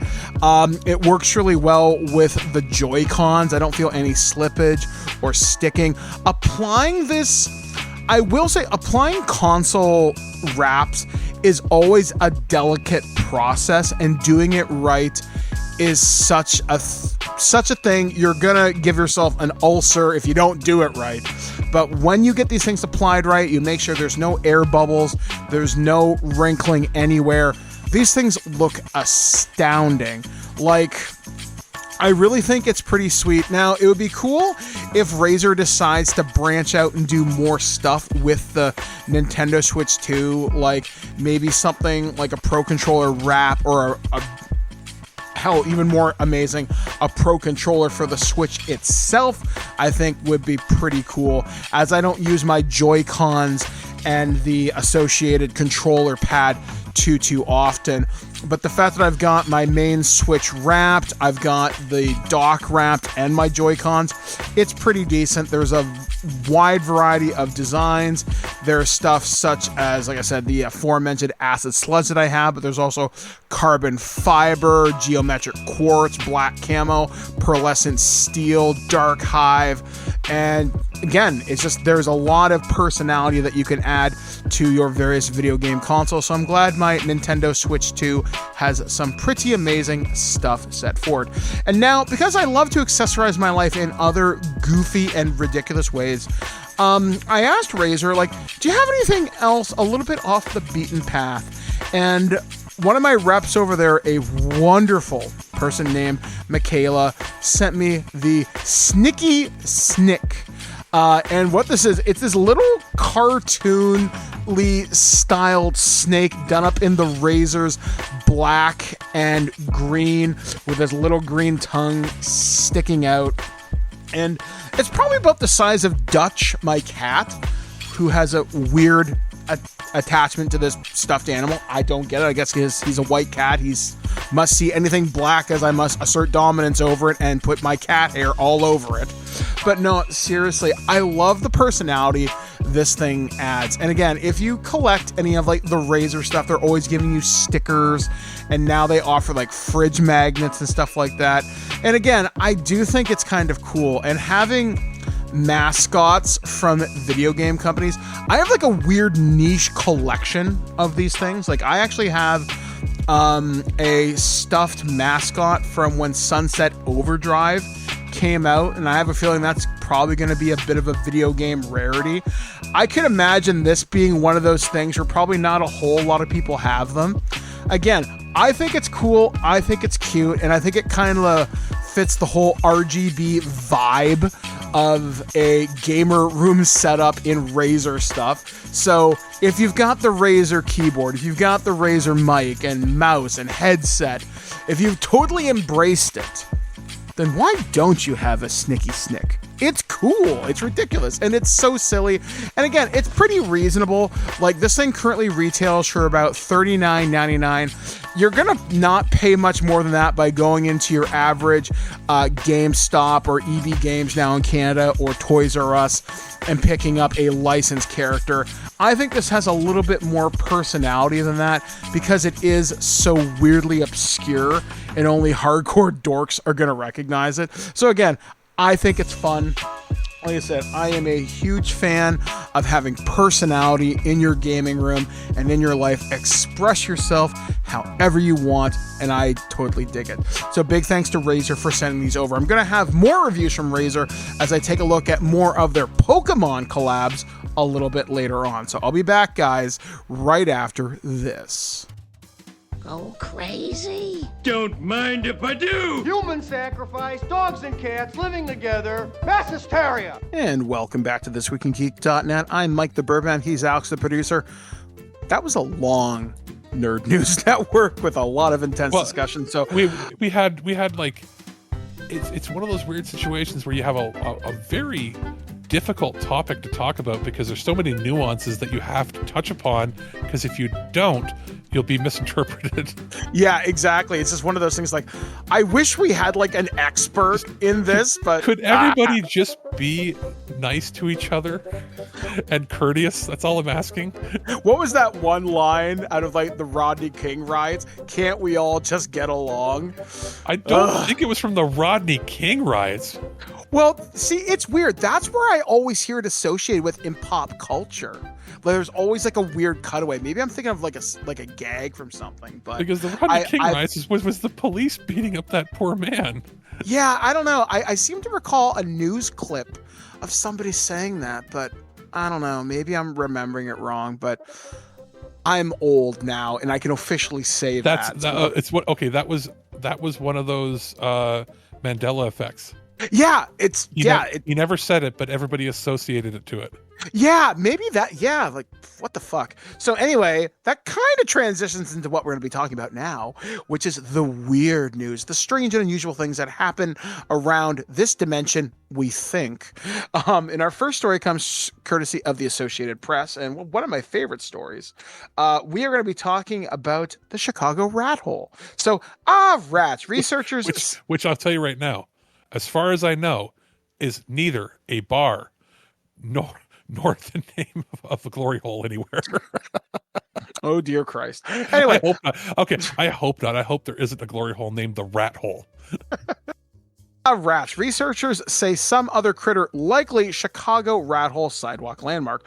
Researchers say they have debunked the origin of Chicago's so-called rat hole, one of Windy City's weird local landmarks. Hold on, the rat hole wasn't what you think. It wasn't some back alley bar that served as a speakeasy for the city's notorious gangster clientele or a tenement stuffed to the brim with junk. It was actually a full body impression of an unlucky critter that got trapped in wet sidewalk cement in the city's Roscoe Village neighborhood about 20 or 30 years ago.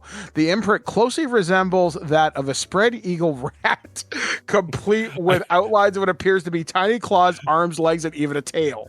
I included a picture for you to see. Yes. Oh, I know about the dude. You have no idea how much lore I know about the rat hole because I'm weird. See, I put the picture there, and as I put the picture in the article for you, I was thinking, why am I doing this? Michael probably knows about the rat hole. So the rat hole went viral early last year after comedian Winslow Dumaine posted a photo of it on X. The post drew curious tourists to the site at all hours, with some leaving coins and other odd objects around the impression as a tribute. Researchers hailing from the University of Tennessee, New York, Institute of Technology, College of Osteopathic Medicine, and the University of Calgary published a paper on Wednesday in the Journal of Biology Letters that concludes the rat hole was most likely created not by the titular rodent, but a squirrel or a muskrat. The researchers studied the online photographs of the rat hole, compared measurements of the imprint to museum specimens of animals commonly found in the Chicago area. The presence of arms, legs, and a tail excludes birds, snakes, frogs, and turtles, shrinking the possibilities to a mammal. The claw outlines further reduced the field to rats, mice, squirrels, chipmunks, and muskrats, the study said. The creature's long forelimbs, third digits, and hind paws were too large for the rat, but fell into the measurements ranges of eastern gray squirrels, fox squirrels, and muskrats. The most probable suspect is the eastern gray squirrel, given how abundant the creature is in the Chicago area, the study concluded. Other researchers have theorized that a squirrel created the imprint. The study acknowledges cement is typically wet during the day and rats are nocturnal, and the creature didn't leave any tracks, suggesting a squirrel misjudged a leap or slipped from a branch and landed in the wet cement, the study noted. The imprint didn't show any sign of a bushy tail, but the hair often lacks the rigidity to create deep, well-defined impressions and would have been surprising to find such an imprint, the study said. Quote, "We therefore propose the specimen that be rechristened the Windy City Sidewalk Squirrel, a name more fitting of the likely origins and more aligned with the evidence at hand," they wrote. Now, somebody tried to vandalize this last year. Somebody tried to fill in the rat hole with like cement, and people were out at with the rat hole. Well, it was crazy. Like, it happened at like 10 or 11 at night.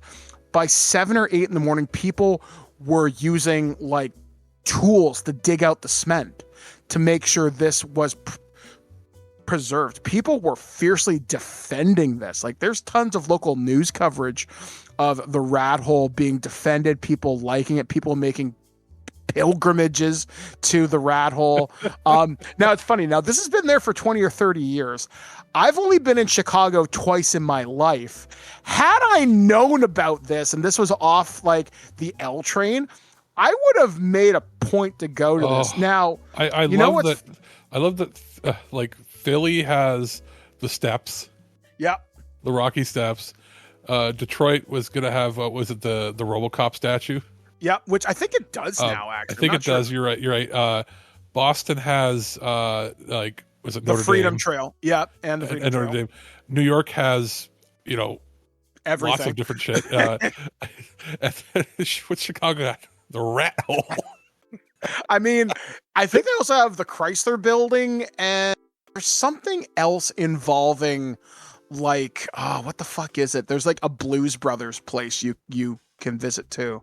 But yeah, like, they got rat holes and deep dish. Now, here's something I would love to see happen.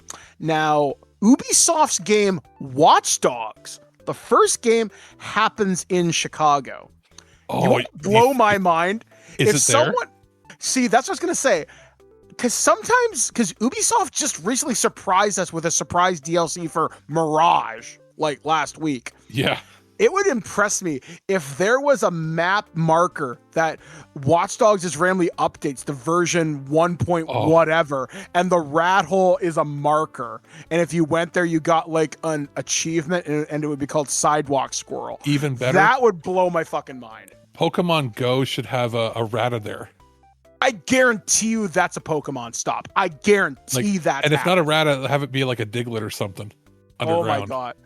I don't know. If we have any Pokemon Go trainers from there, can somebody tell me if the Chicago rat hole is a Pokemon stop? If it's not a stop, I hope it's a gym. Because my god, that would be amazing. I was going to say, if it does go away, like if they have to get rid of it, whatever, somebody should make like, and I mean, like, not a bar, but they should make like a cafe, the rat hole. And it's like where you get like coffee and then have it be like, I don't know, like a cat cafe or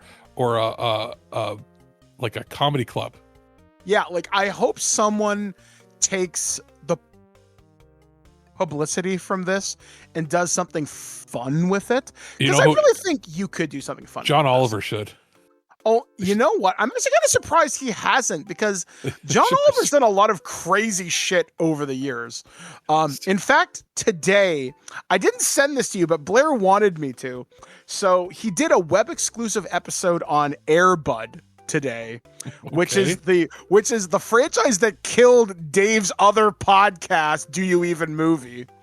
So it was the last thing they ever recorded. And he's had several friends joke about it too. He's like, I yes, thought you were Airbud going to say that stupid 3-legged dog.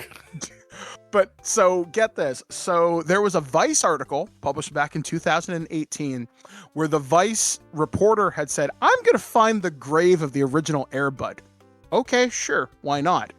So he found out over the course of their investigation that there are about 15 vials of Airbud's preserved semen. Oh, and as of this recording, only a few are left. Oh, did they use them to make the snow buddies and stuff?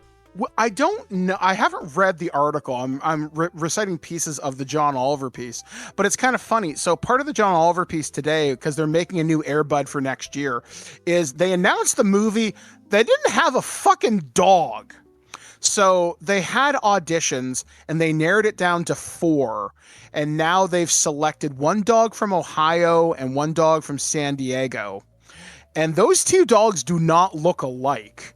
So I don't know how they're going to pull this off. Why don't they just have see. Andy Serkis do it and then rotoscope him out? I think it would be a bit. Well, it's weird that you mentioned that, actually. Uh-oh. Because I was watching the special features, and as I mentioned on my review of Superman by James Gunn, Crypto is not really there. That's a motion capture dog. It's just modeled after his dog. Yeah, and I was like, really? So yeah, so they showed some of the behind the scenes of the person green screening Crypto, and I'm thinking, that's really fucking funny. And I'm about to say, well, I guess they could do that, but I guess they want to be practical. I don't know. It's fucking weird. I don't know. There's one episode, I think it's our first Resident Evil episode. Dave does a complete breakdown of the Airbud cinematic universe. Oh boy. God, I can't believe that's a fucking thing. I think they lost me at Space Buddies. Yeah, although allegedly Spooky Buddies is supposedly not bad. I don't know. But isn't that movie where the dog wrestles, the dog wrestles, becomes a pro wrestling champion, and I think pins, please say Kevin Nash. No, I think King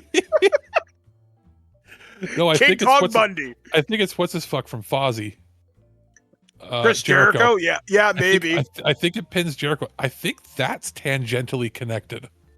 We're gonna have hold on. Let me call Dave. We'll have to look it up. But as far as like realistic stuff in the game, the first time I ever got a kick out of that was it the Crew or the Crew 2? I think it was the Crew 2. When the Crew 2 came out, we reviewed it. I found my brother's apartment from when he was living in Manhattan during an internship. I was playing Spider-Man 1 on the PlayStation 4 when we reviewed that. And I found the Ghostbusters Firehouse, which is a pretty big deal. That's Hook and Ladder 8.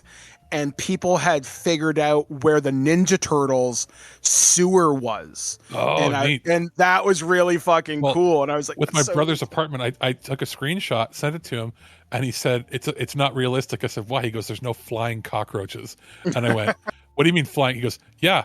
He goes, when I moved here, I found out they can fly. And I went, oh no. And the other thing he said is there wasn't enough bum shit in the streets. Oh dear. When he said that, I went, what? And then I had to look up, and I'm like, oh, that's a problem, even in Manhattan. Yeah, I've heard unpleasant things. Yeah, he said it's not. He goes, I said, is it safe? He goes, well, no, but there's a cop at every single corner. And I was like, what do you mean every corner? He's like, every single intersection has a beat cop. And he's like, I'm like, oh, he goes, that's one of the reasons why Manhattan costs so much is there's like hundreds of cops just out on the road. Although if you're down in the subway system, evidently they're all on their phones playing Candy Crush, if that's to be believed. Okay. So I'm saying he lived in what could best be described as an apartment half the size of your living room, Mike. Oh God. And it was like $6,000 a month. Jesus. I'm saying in Canadian dollars. It was about $6,000 a month. So about $10. About 3.5 times what it costs to get a 2-bedroom apartment fully inclusive here. That's insane. Ugh, so there we go. The honor of the Chicago Rat Hole in a brief diatribe on Air Buddies. All right, so moving on to our next story. Alex was able to find this. This comes courtesy of the New York Times. Police break up Lego theft ring, recovered hundreds of beheaded figures. Multiple rows of yellow Lego figurine heads, or minifigs, heads on a tray. The police found tens of thousands of Lego pieces and sets at a home in Lake County, California, including figurines that were missing their heads. This comes courtesy of the Santa Rosa Police Department. When detectives from Santa Rosa Police Department arrived at a house in Lake County, California on Monday, they discovered what looked like a Lego crime scene. Plastic figurines were everywhere, their heads removed from their bodies and organized in neat rows by facial expression. Tubes and bins trimmed with loose pieces, tens of thousands of them, according to police, were scattered across desks in a living room. Unopened sets lined the hallway floors. An investigation that began last month culminated in the arrest of Robert Lopez, 39. The police said in a statement on Wednesday that Mr. Lopez had stolen more than $6,000 worth of the popular toys. Quote, I'll break in here, or what could be described as maybe 1 or 2 sets. You know how expensive some of them get now. Yeah, especially some of those collector sets. It'd be like, what's this set? Oh, it's a set Space Shuttle, the Louvre, the Titanic. Or it's like Planet Earth, 1/16 scale, $7,000 or something. You know what I mean? And it would be like 5 million pieces. So, quote, Lopez was directing others to steal expensive Lego sets and purchase the stolen property at a reduced rate to turn around and resell the sets or individual minifigs at inflated prices, the police said. It was not immediately clear who was buying from Mr. Lopez. On Friday, the investigation was still ongoing to, quote, identify others involved, locate the retailers from where the Legos were stolen, said Patricia Seffins of the police department. Mr. Lopez was charged with, among other things, organized retail theft and conspiracy to commit a felony. Under California law, those convicted of a felony of organized retail theft can face up to 3 years in prison. It was not immediately clear whether Mr. Lopez had a lawyer. Now, it's funny because we have a guy in our local area. I'm not naming him. But they sell a lot of Lego stuff. And you've told me about. Is this a different person than the person that is scalping all of the other toys? No, this guy seems like he's on the level, but I would be very curious, like, how the hell do you get so much stock? Now, there is a burgeoning market for people to make their own Lego face, because literally, if you need to make your own Lego, it's literally just take a bit of alcohol, take the face off the dude, and you can paint on a new one. Or part swap or whatever. Or if you have a sophisticated enough 3D printer, you can probably mold them almost the same.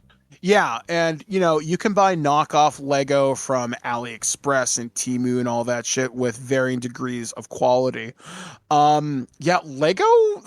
Lego is a very huge industry, and I honestly attribute a lot of that to the Lego movie. I think really brought the brand back in a huge way. Well, and the games have always been popular the last 20 years. Yeah, and with more and more licenses getting attributed to Lego, it's kind of impressive. Like for myself, I received as a gift the Optimus Prime Transformers Lego.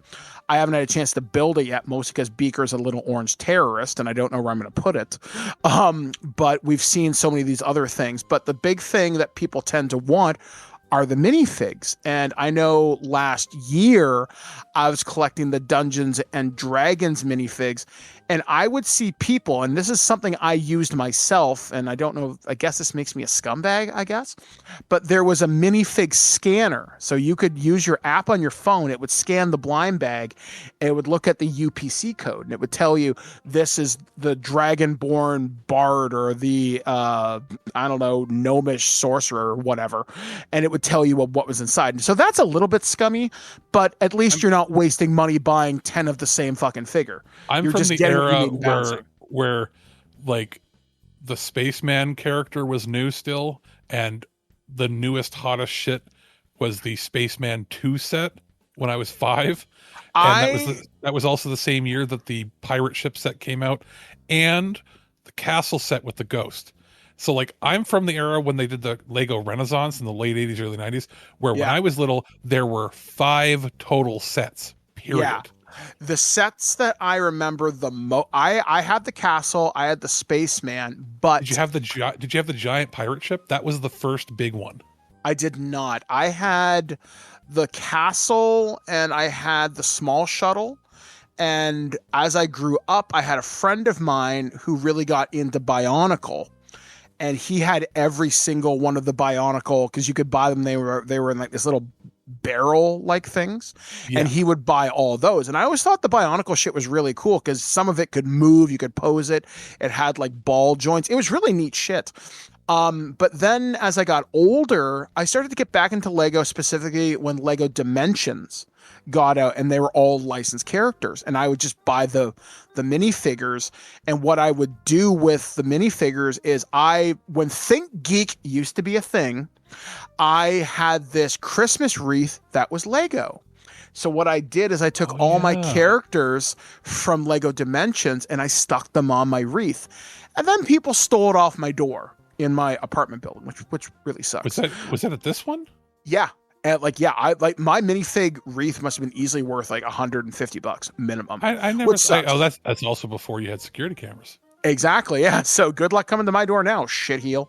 But you may or may not have a megavolt zapper. Yeah, exactly. You don't think I'm armed? You're wrong. But it's crazy because like you see all these licensed sets now. Like I purchased this separately because I didn't want to have to buy another set. And this makes me wonder, did I buy something potentially illegal? So on eBay, I bought extras of the Ghostbusters minifigs. Because I'm like, I'm not going to buy another fucking Ecto one for $150. I'm not going to do that. I'll spend $30, get my minifigures, and then I paid another guy that I knew on Facebook.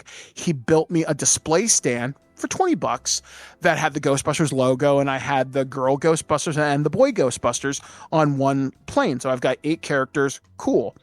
And it's amazing how many of these minifigures can go for exorbitant prices. Like there are Lego sets that are only given out to employees that are worth hundreds. Some of them are worth thousands. Wow. And because it's a Lego minifig variant, like this is going to be a bad example, but let's say we're using the Star Wars license and it's a Stormtrooper. In Stormtroopers, some of them have a different pauldron color, the piece of shoulder armor, and that indicates their rank. If you buy one of these minifigs, if it has a certain pauldron color, for example, that's from the collector set. That's from an employee. And that's how you can discover what these things are. Like I said, there's a weird underground market. I've not dived deep into it, but it's interesting. Like anything that's collectible, guaranteed there is something weird with it. Like Transformers, there's tons of third-party people. Ninja Turtles or NECA, there are so many knockoffs that you can buy, but there's a market for buying parts too. Like hell, there's an entire underground market for selling replica Star Wars weapons. So if you have I don't know, again, bad example, but just to kind of paint the picture, if you have something from Power of the Force 1983 Return of the Jedi, and let's say you're missing the blaster to a Luke or something, you can get someone to make you a reproduction, and you can in theory pass that off. Now smart collectors will know, say, that's a repro. Why? The color's off. It's not bent a certain way. The plastic hasn't aged a certain way. With Lego stuff, I could see this being a lot harder to spot, because as long as the production quality is up to a certain set or a certain quality, that's fine. But also the fact that this person's collecting heads and limbs, that's a person who's parceling it out. So a person who builds Lego dioramas or is really into building and whatever, they're like, shit, I want an angry expression, a happy expression, and kind of a neutral expression, but I don't want to have to go buy the pieces from these sets because they're only available in, I don't know, the pirate ship, for example, or the jail in the Wild West, or the Back to the Future set or something. now this person doesn't have to spend $150 or whatever for one piece. You can spend $20-$30, get the piece you need, and that's all you can do. Also, the reason I picked it as a story, I was thinking, could you imagine you get called as a beat cop? You're like, hey, go and check on this house. We've heard some suspicious things. You walk in, and it's just a table with severed toy heads. And you're like, oh, okay. See, it's more normal that it's Lego, but you've been friends with me for a number of years now. Imagine if someone had did this with NECA figures or Hot Toys. That would be a lot fucking weirder. No. Imagine if it was all Barbies. You know what? I would wonder what the counterfeit market is like for Barbie figures, especially I don't think now it's the that same as it used to be. Well, see, I would wonder what that's like now since Barbie's, that brand came back amazingly huge after the Barbie movie hit big, because it was in trouble for what I think was like a couple of years. And especially now that there are certain Barbies that were pulled off the shelf because of Wicked and stuff like that, which is hilarious. And they get flack sometimes because of some poor choices in marketing. A fairly recent one is, did you see that they have a visually impaired Barbie? No. The only ones I can think of was the wheelchair Barbie, which I'm really sad I didn't buy. I just didn't have money on my credit card that day. The visually impaired Barbie comes with a stick and everything. The packaging has her staring straight ahead, but her eyes are bowed out in the wrong directions. Oh, so she looks cross-eyed? Other way. Oh, that's like, not... Like, you know in The Simpsons when they would go like, "Rah!" and their eyes would go in their opposite directions? Yeah. And so like Hypno-Toad. Okay, I reach. Well, like the right eye is looking to the right, the left eye is looking to the left. Oh, okay. Yeah, that's weird. And it's like, I get why you might not want to have a blind Barbie doll that has like, I don't know, maybe they didn't want to have cataracts or just have it plain. You know what you could have done? You could have put sunglasses on her.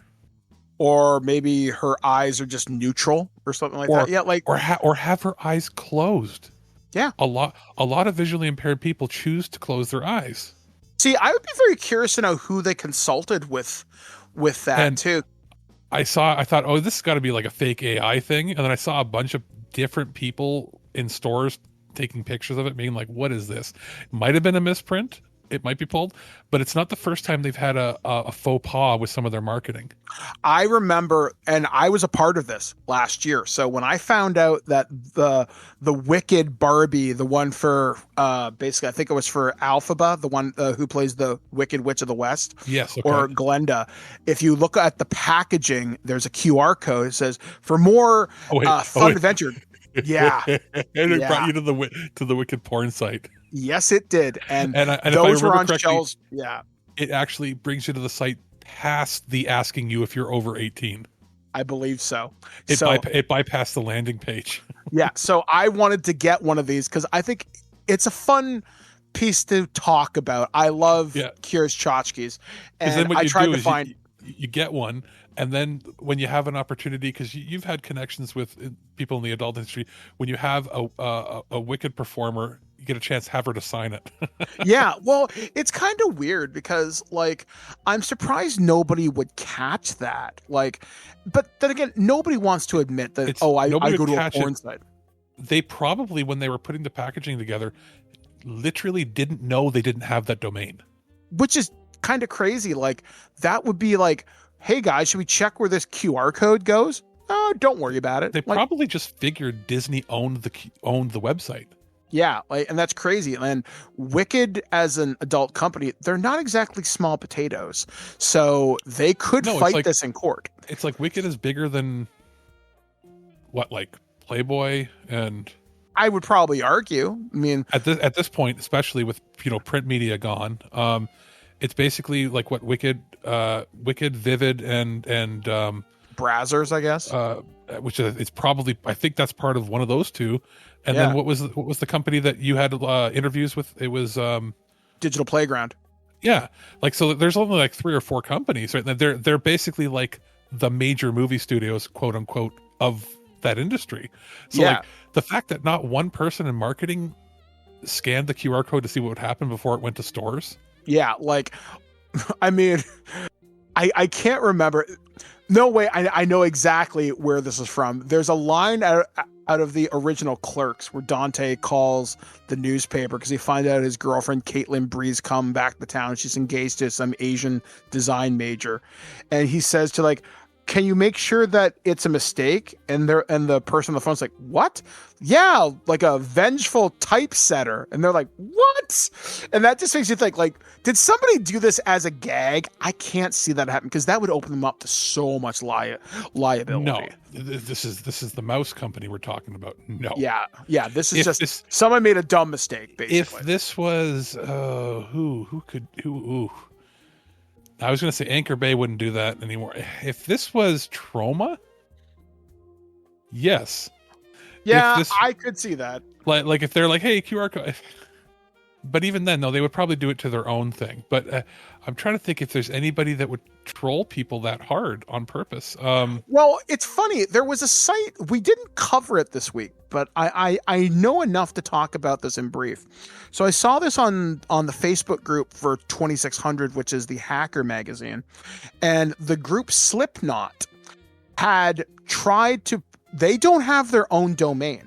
So they're like slipknot1.com or something. So some cyber squatter had bought slipknot.com and was selling counterfeit merchandise on the website for years. And finally, Slipknot lawyered up and said, hey, man, no, we're not doing this anymore. So, like, people do dumb shit like this. Hell, John Oliver does this shit all the time. Well, or he'll buy websites that are funny. Mike Rowe Soft, when Mike Rowe was a programmer, and he had Mike Rowe Soft as a website, and then Microsoft tried to sue him, and he's like, it's my fucking name. And then they're like, nah, prove it. He's like, it's my fucking name.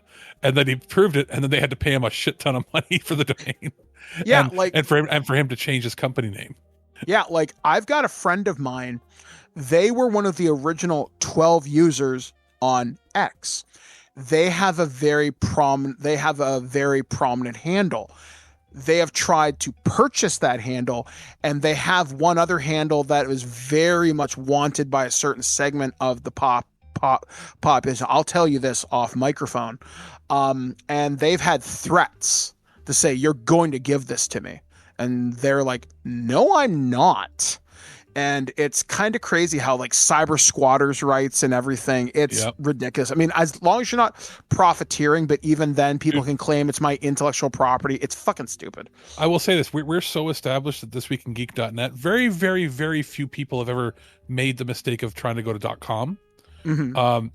I think maybe one or two media people I've contacted have been like, "Oh, I tried sending an email," and I was like, "No, it's at thisweekingeek.net, not .com."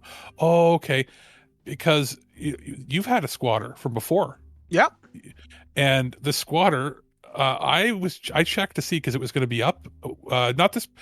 I think it was when we were renewed in 2018 or 2020, somewhere around there. In between there, we renewed our domain, and the squatter contacted me. I think I told you, maybe it didn't. I'm not sure.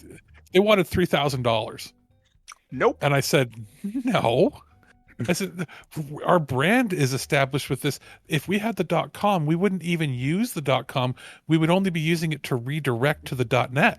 You know what I mean? Exactly. Like where you would type it in. Like if you had contacted us when you first started squatting on it in 2007. Yeah. If you had contacted us in 2009, when your first domain would have been up for renewal, maybe you could have got a couple $100 out of us, but you waited too long. You waited almost 20 years. Yeah, you're not going to get shit. And then he went down to $350, and I said, no, you can sit on it forever. I don't care. Yeah. And then they tried contacting me a couple more times, and I am very polite in my emails. And I sent one terse final email, and it said, fuck you. That's all it said. And it had my signature at the bottom. I was really hoping you'd say, as per my last email, fuck off. No, it was technically two. It was fuck, period, you, period. And then that was it. And I haven't heard back in 4 or 5 years. And then we've already gone and, our domain's renewed for many, many years. And, if we have to renew for 10 years or 20 years at a time, we'll do that. Because I got, the only thing I was afraid of was I was like, wait a minute, is this guy going to try to swoop in if we accidentally let it lapse and try to take our domain? because then it'd be like, oh, is Alex going to have to cross borders and kill somebody and go to prison? Because you don't, the .net is ours. But anyway, so beyond that, like, we've experienced that. They think they can squeeze money out of people, and that's like, in reality, that's a small number. People have sat on domains for millions of dollars, even. Oh yeah, like it's crazy. But I mean, to think, like, to sit on a domain specifically to target us, like they're spending their $20 to renew it every year. So the guy, basically, his final offer to us was the amount of money he had spent the last 15 years squatting on it, and it's like, no, like, so you know what? Just on principle, even like if he had said, "I'll give it to you for $30," I'd be like, okay. Because then I'd be like, that's what it would cost us to renew it anyway, right? So I was like, oh, okay, because again, we would never use it. It would literally be like redirecting to us. But that's the logic behind these people, and that's it's interesting to me how all this can work. Yeah, like the world of counterfeit and cyber squatting, and this all came from a Lego minifig conversation. It's very strange how people treat this in the world. Yes. Very, very bizarre. All right, final story this week. This one comes courtesy of the New York Times. Sea otters are stealing surfboards in California. Again. 2 years after Otter 841 menaced wave riders near Santa Cruz, there have been new encounters between the furry marine mammals and surfers. A sea otter leaps out of the water next to a man wearing a black wetsuit standing atop a surfboard that is in motion. 2 incidents of an otter seizing a surfboard in waters off Santa Cruz, California have been reported this week. On Wednesday, Isabel Orduna was catching some waves at Steamer Lane, a popular surf spot off Santa Cruz, California, when she felt a small nip out on her foot. Startled, Miss Orduna, a 21-year-old college student, rolled into the water. The moment she surfaced, she saw a, quote, big, fuzzy, chunky bear of an otter sitting on her board. She said, I was like, wow, what do I do now? The hijacking of Miss Orkuna's surfboard was the first of 2 such incidents reported this week at Steamer Lane. On Thursday, another surfer had their board commandeered by a sea otter. I put this one here for my brother cool because crime. That's his favorite. Otters are his favorite animal, so I was like, I got to put something in here for my brother. That's a cool crime. Although it's weird. It's honestly, in terms of mammals doing stuff, that's pretty tame. There are more and more reports this year of orca attacking boats. They've had enough. Smashing rudder. Yeah, I get it. Really? They've had enough. Well, it's the best description I can give. Yeah, honestly, the sea is angry. I watched another. At this point, our only friends left are the dolphins. They're the only ones that. And even then, yeah. I mean, I would still like to think and hope that if I started drowning in the middle of the ocean, that a dolphin would take me to shore, because they are still known to do that. There was one thing I saw, and it was talking about the killer whales, that were captured, and one was brought to SeaWorld, one was brought to Marineland and other places. And they've talked about, most of the deaths attributed in marine animals in captivity are attributed to this one killer whale, like 2 deaths. And there's one piece of lost media where they don't know how this person died, but there's allegedly video footage of this person dying or being dead, and the orca was parading the body around the tank. That's dark shit. It's weird. Like, it's like there's even people who are harassing manatees, which I think we covered last year. Like, it's this. Well, honestly, I mean, I don't want to get too deep down the spiritual rabbit hole here again as the token indigenous person, but Mother Earth is angry, man. Like, there's a lot of crazy stuff out there. And it's funny how we're talking about the story right after something that we watched for your birthday. Yeah. Well, oh God. But coming up on a future show on this week, a review of Lloyd Kaufman Troma's Shakespeare Shitstorm, which starts with whales jumping over ships like Free Willy and dumping on them. Yep. And it's funny because last week we covered about a killer squirrel that was attacking people in California. You know it's bad when it's spreading from Florida. Well, yeah. I mean, like we've had mammals, we've had a meth raccoon. We could almost do an entire podcast of bizarre things animals should not be doing. It's just, I mean, the Earth at is a least very it's strange still place. technically too cold up here. Like the polar bears haven't come all the way down because it gets too hot in the summer so far. Yeah. And right now, as long as you leave the moose alone, they generally don't fuck with you. Yep. And we don't have, well, we do have bears, but we haven't seen bears in our city, which is good. We have we have coyotes though, and people don't realize that. We got, and I had been wondering every once in a while, I'd be like, it smells like burning rubber, and I was like, it's not gas or anything. There's no gas in my apartment because it's a water boiler heated, right? And it's like summertime, and sometimes around the fall, you'll smell like at nighttime, it smells like a little bit like rubber. And you're like, what the hell is that? I look it up online. One of the things it can be is coyote urine. Ugh. And it, because it's very pungent, like they're spraying, it blows in with the wind from one of the like natural park areas near here. Mm-hmm. And I was like, oh, that's a little unsettling. Maybe I shouldn't have my window all the way open. Yeah, like when I go out at night, or well, I guess now it's almost too cold for me to go out at night. I would see, I would see foxes the odd time. Again, you know, fox the spirit animal. But I'm pretty sure I saw a couple of coyotes, and like I used to carry dog spray because when I'm out at night, they're not that far from me. Like I live on a fairly busy road, but it backs onto a wooded area, and I've seen animals cross the road. They're not not afraid of you. City coyotes are a lot less fearful of people than like prairie coyotes. Yeah, like my biggest experience with a coyote was this. I was with Blair. This was after we were married. It was Boxing Day, and we were out at her parents' place. And this is a very rural area. And we were getting in the car. It's like 5, 6 in the morning. I'm getting in my car and I see this coyote crossing from the field across the street from our house. And this thing is charging at the car. I'm like, fuck. So I'm like, Blair, get in the car. She's like, what? I'm like, look. And she turns around, sees the coyote sprinting towards my side door. I slam the door shut, and this coyote is just looking in the vehicle at us. I'm thinking, that's what I mean, man. Well, they're not that's the nicest.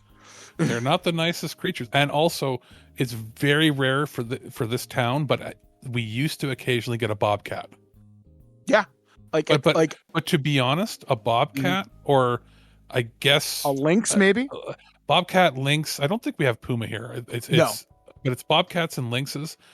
They can be dangerous, but they are much more timid than like if you see a single coyote, it's actually more dangerous because you know that the others are around somewhere that you don't see.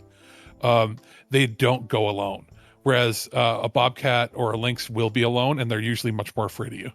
When I was probably about 14 or 15, I was up in northern Ontario, and I was swimming in this lake, and I was getting out with my friend Breck at the time, and he went up to the cottage, and I was following behind him, and I saw this kitten. I'm thinking, oh, that's cute. What the fuck's a kitten doing in the middle of the woods? And I look at it, and I'm thinking, oh, and I looked at its ears, like, oh shit, it's a lynx kitten. The ears are a giveaway, but when you really zone in, it's how big the eyes are. The eyes are twice the size of a regular cat. Yeah, when I saw the ears, I'm like, yep, nope, leaving. So I went back to Breck's place, and I'm like, hey, man, we're not going out for the rest of the afternoon. He's like, why? I'm like, because I just ran into a lynx kitten. I'm pretty sure mom is around somewhere. So we're just going to play Nintendo for the day. And he's like, okay, fine. But yeah, that's about the closest to wild animals I've ever seen. Like I've seen coyotes cross my backyard when I was a kid, kind of growing up. But yeah, and like I never... wild turkeys used to come around here all the time.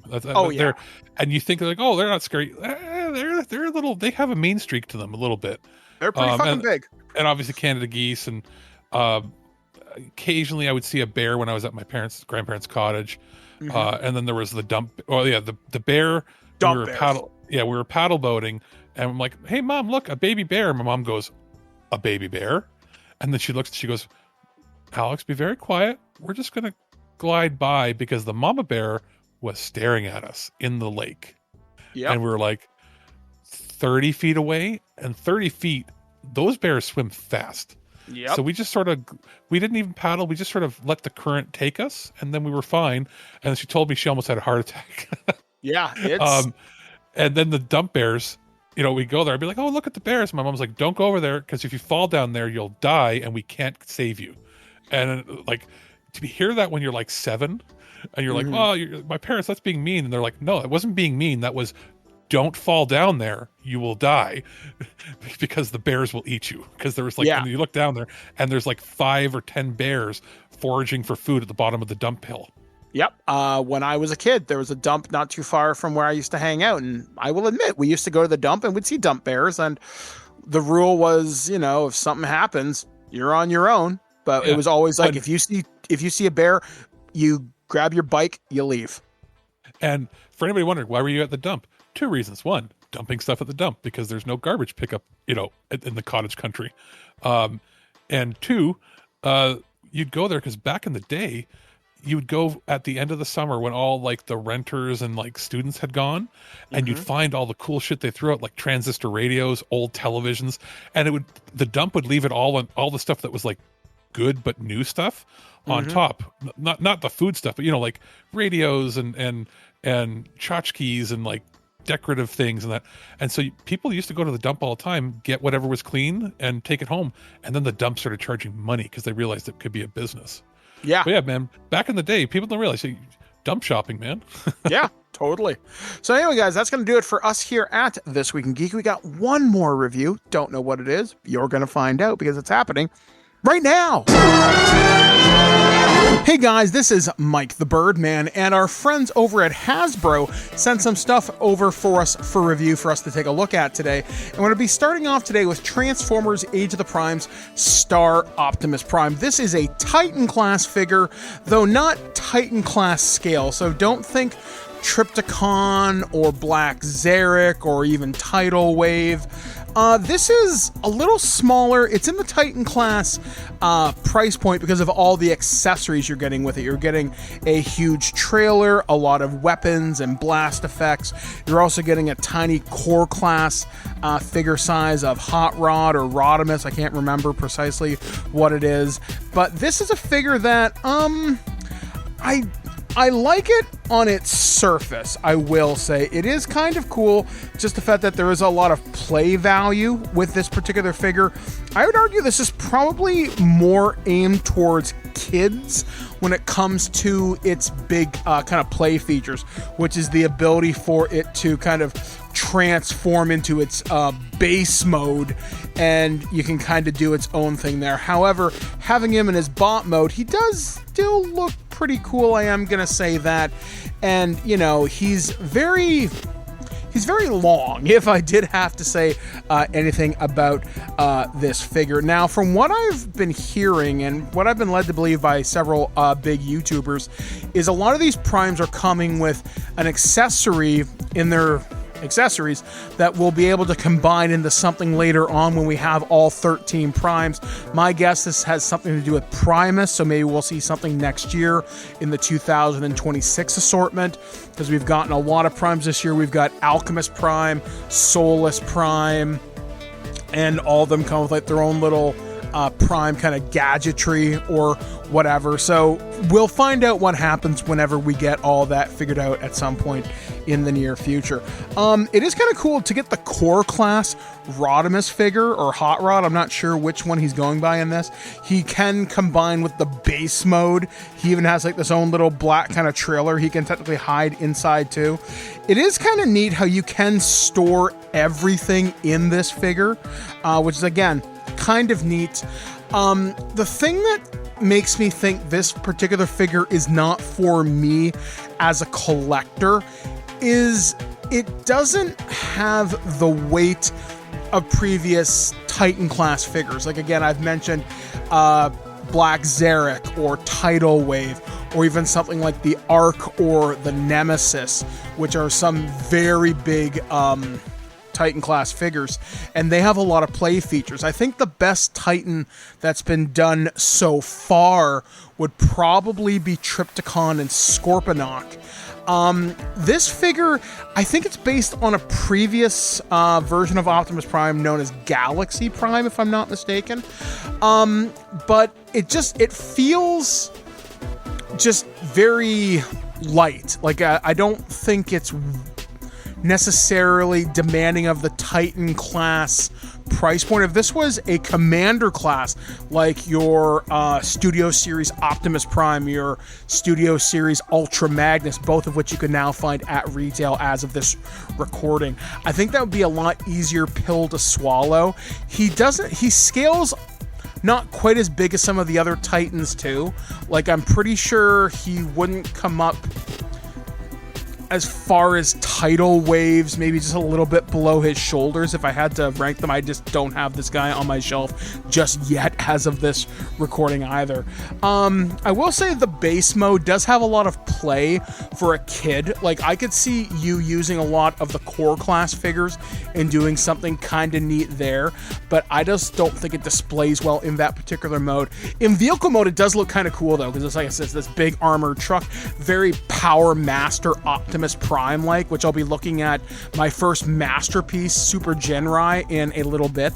But overall, if you can get Star Optimus Prime at a lower price point than the current Titan price point, it might be worth it as someone's first Titan. Like, if you have a younger family member who wants to get into Transformers and get into the larger stuff that's maybe a little less like their Cyberverse stuff. I know there's like a Scorponok out right now.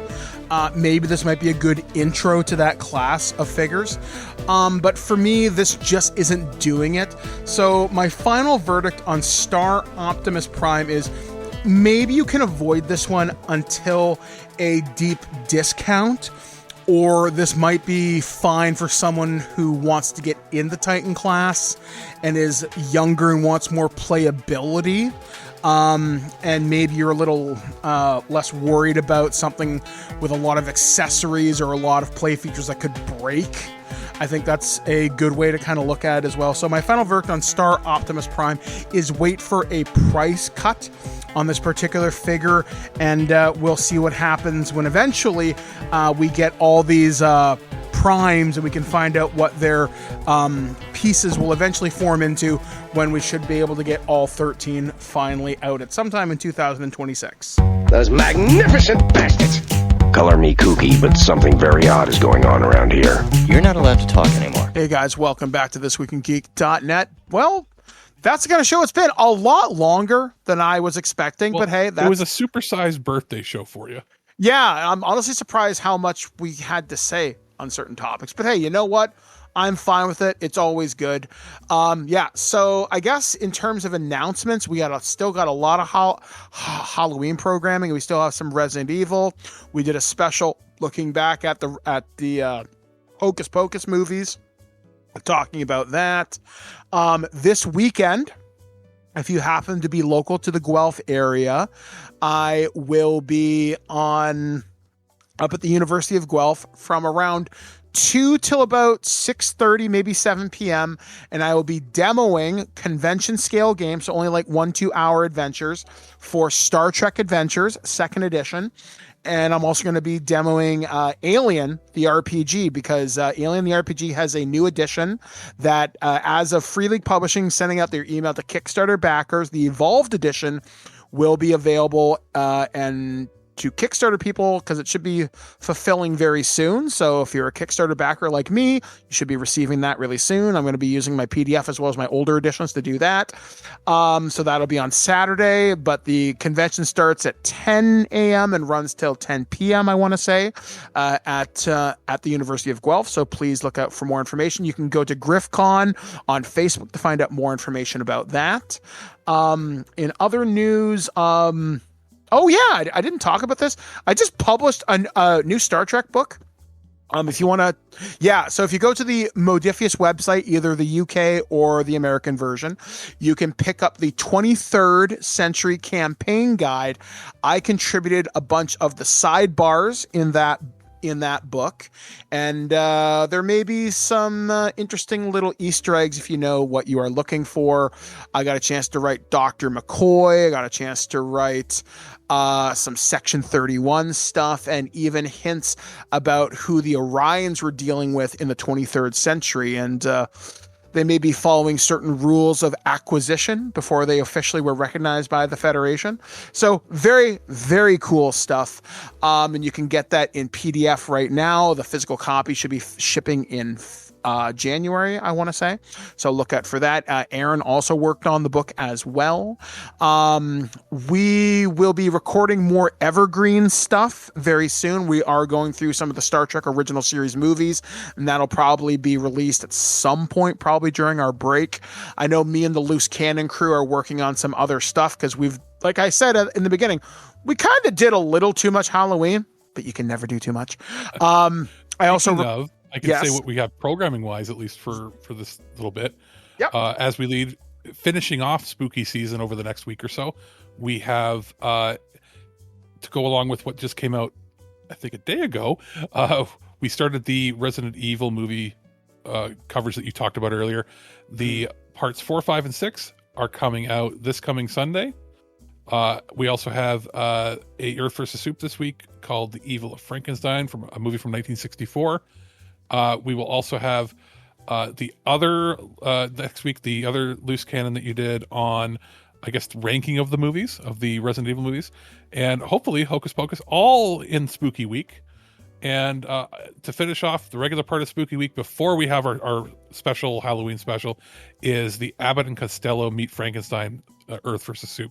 So basically, from later on this weekend on, it is every single day chock full of spooky stuff. Yeah, like it's going to be a very fun year for Halloween. I produced a lot of really fun stuff, a lot of really good conversations were had this year, and it was really good to work with David Denoyer. He's been a wonderful addition to the crew, so I'm really glad he's working with us as closely as he is. Obviously, big thanks to Ken and Adam for joining us for many conversations. I'll be recording a special thing with Adam for end credits. We'll be talking about our Halloween draft. I'll be recording that on Saturday. Should be out on CFRU at some point in the next week or so. I'll make sure to post that on socials. Alex will repost it as well. And yeah, so we're starting to get ready for Holiday Gift Guide. We got a lot of stuff already coming in. So all of us are playing and giving impressions of different stuff. So a lot of stuff to talk about, almost too much. Make sure that you have an informed, decision. Don't take our word for it, word for word, but we want to be part of your decision-making process, because I think at this point we've covered and played enough to know, if something is worth your time or not. Yeah, exactly. If you're going to spend money on it, I'd rather you make a good decision than I maybe saw IGN gave it an 8 out of 10. Like, no. Especially in the days where game prices have gone up, people's wages have not, and cost of living has gone up. It's more critical than ever that you get some informed decision making, get some informed reviews and thoughts from different people. So hopefully we can be a part of that for you. Exactly. So like I said, guys, a lot of good stuff. Hopefully I will see some of you this weekend at GriffCon. It would be wonderful. And yeah. Oh, one final thing I want to shout out. Go check out if you happen to be in Toronto, please go to the Comedy Bar and please go check out their D&D live show. I think it's the first Sunday of every month. I'm not 100% sure on that, but the group is called Sex T-Rex, and it is such a fun time. I did that for my birthday, and it was a fucking blast. Please go check those guys out. And and again, thank you to everybody who wished me a happy birthday this year. It's exactly what I wanted, low key, but fun. And I don't have to edit today, so that's a great birthday present. So that's part of it there, buddy. Yeah, exactly. So anyway, guys, we are going to get out of here. So for This Week in Geek, we have been Alex, the producer. I've been Mike, the Birdman, saying be excellent to each other. We'll catch you guys again next week, right here on thisweekingeek.net. At no point in your rambling, incoherent response were you even close to anything that could be considered a rational thought. Thanks for listening to this episode of This Week in Geek. Hungry for more? Check out our website at thisweekingeek.net. You can subscribe to the podcast, browse our Twitter and Instagram, and leave your thoughts on today's topics. If you'd like to give us some feedback, send us an email at feedback@thisweekingeek.net. Tune in next time, and remember, Lower your shields and surrender your listenership. We would be honored if you would join us. Thank you for your cooperation. Good night.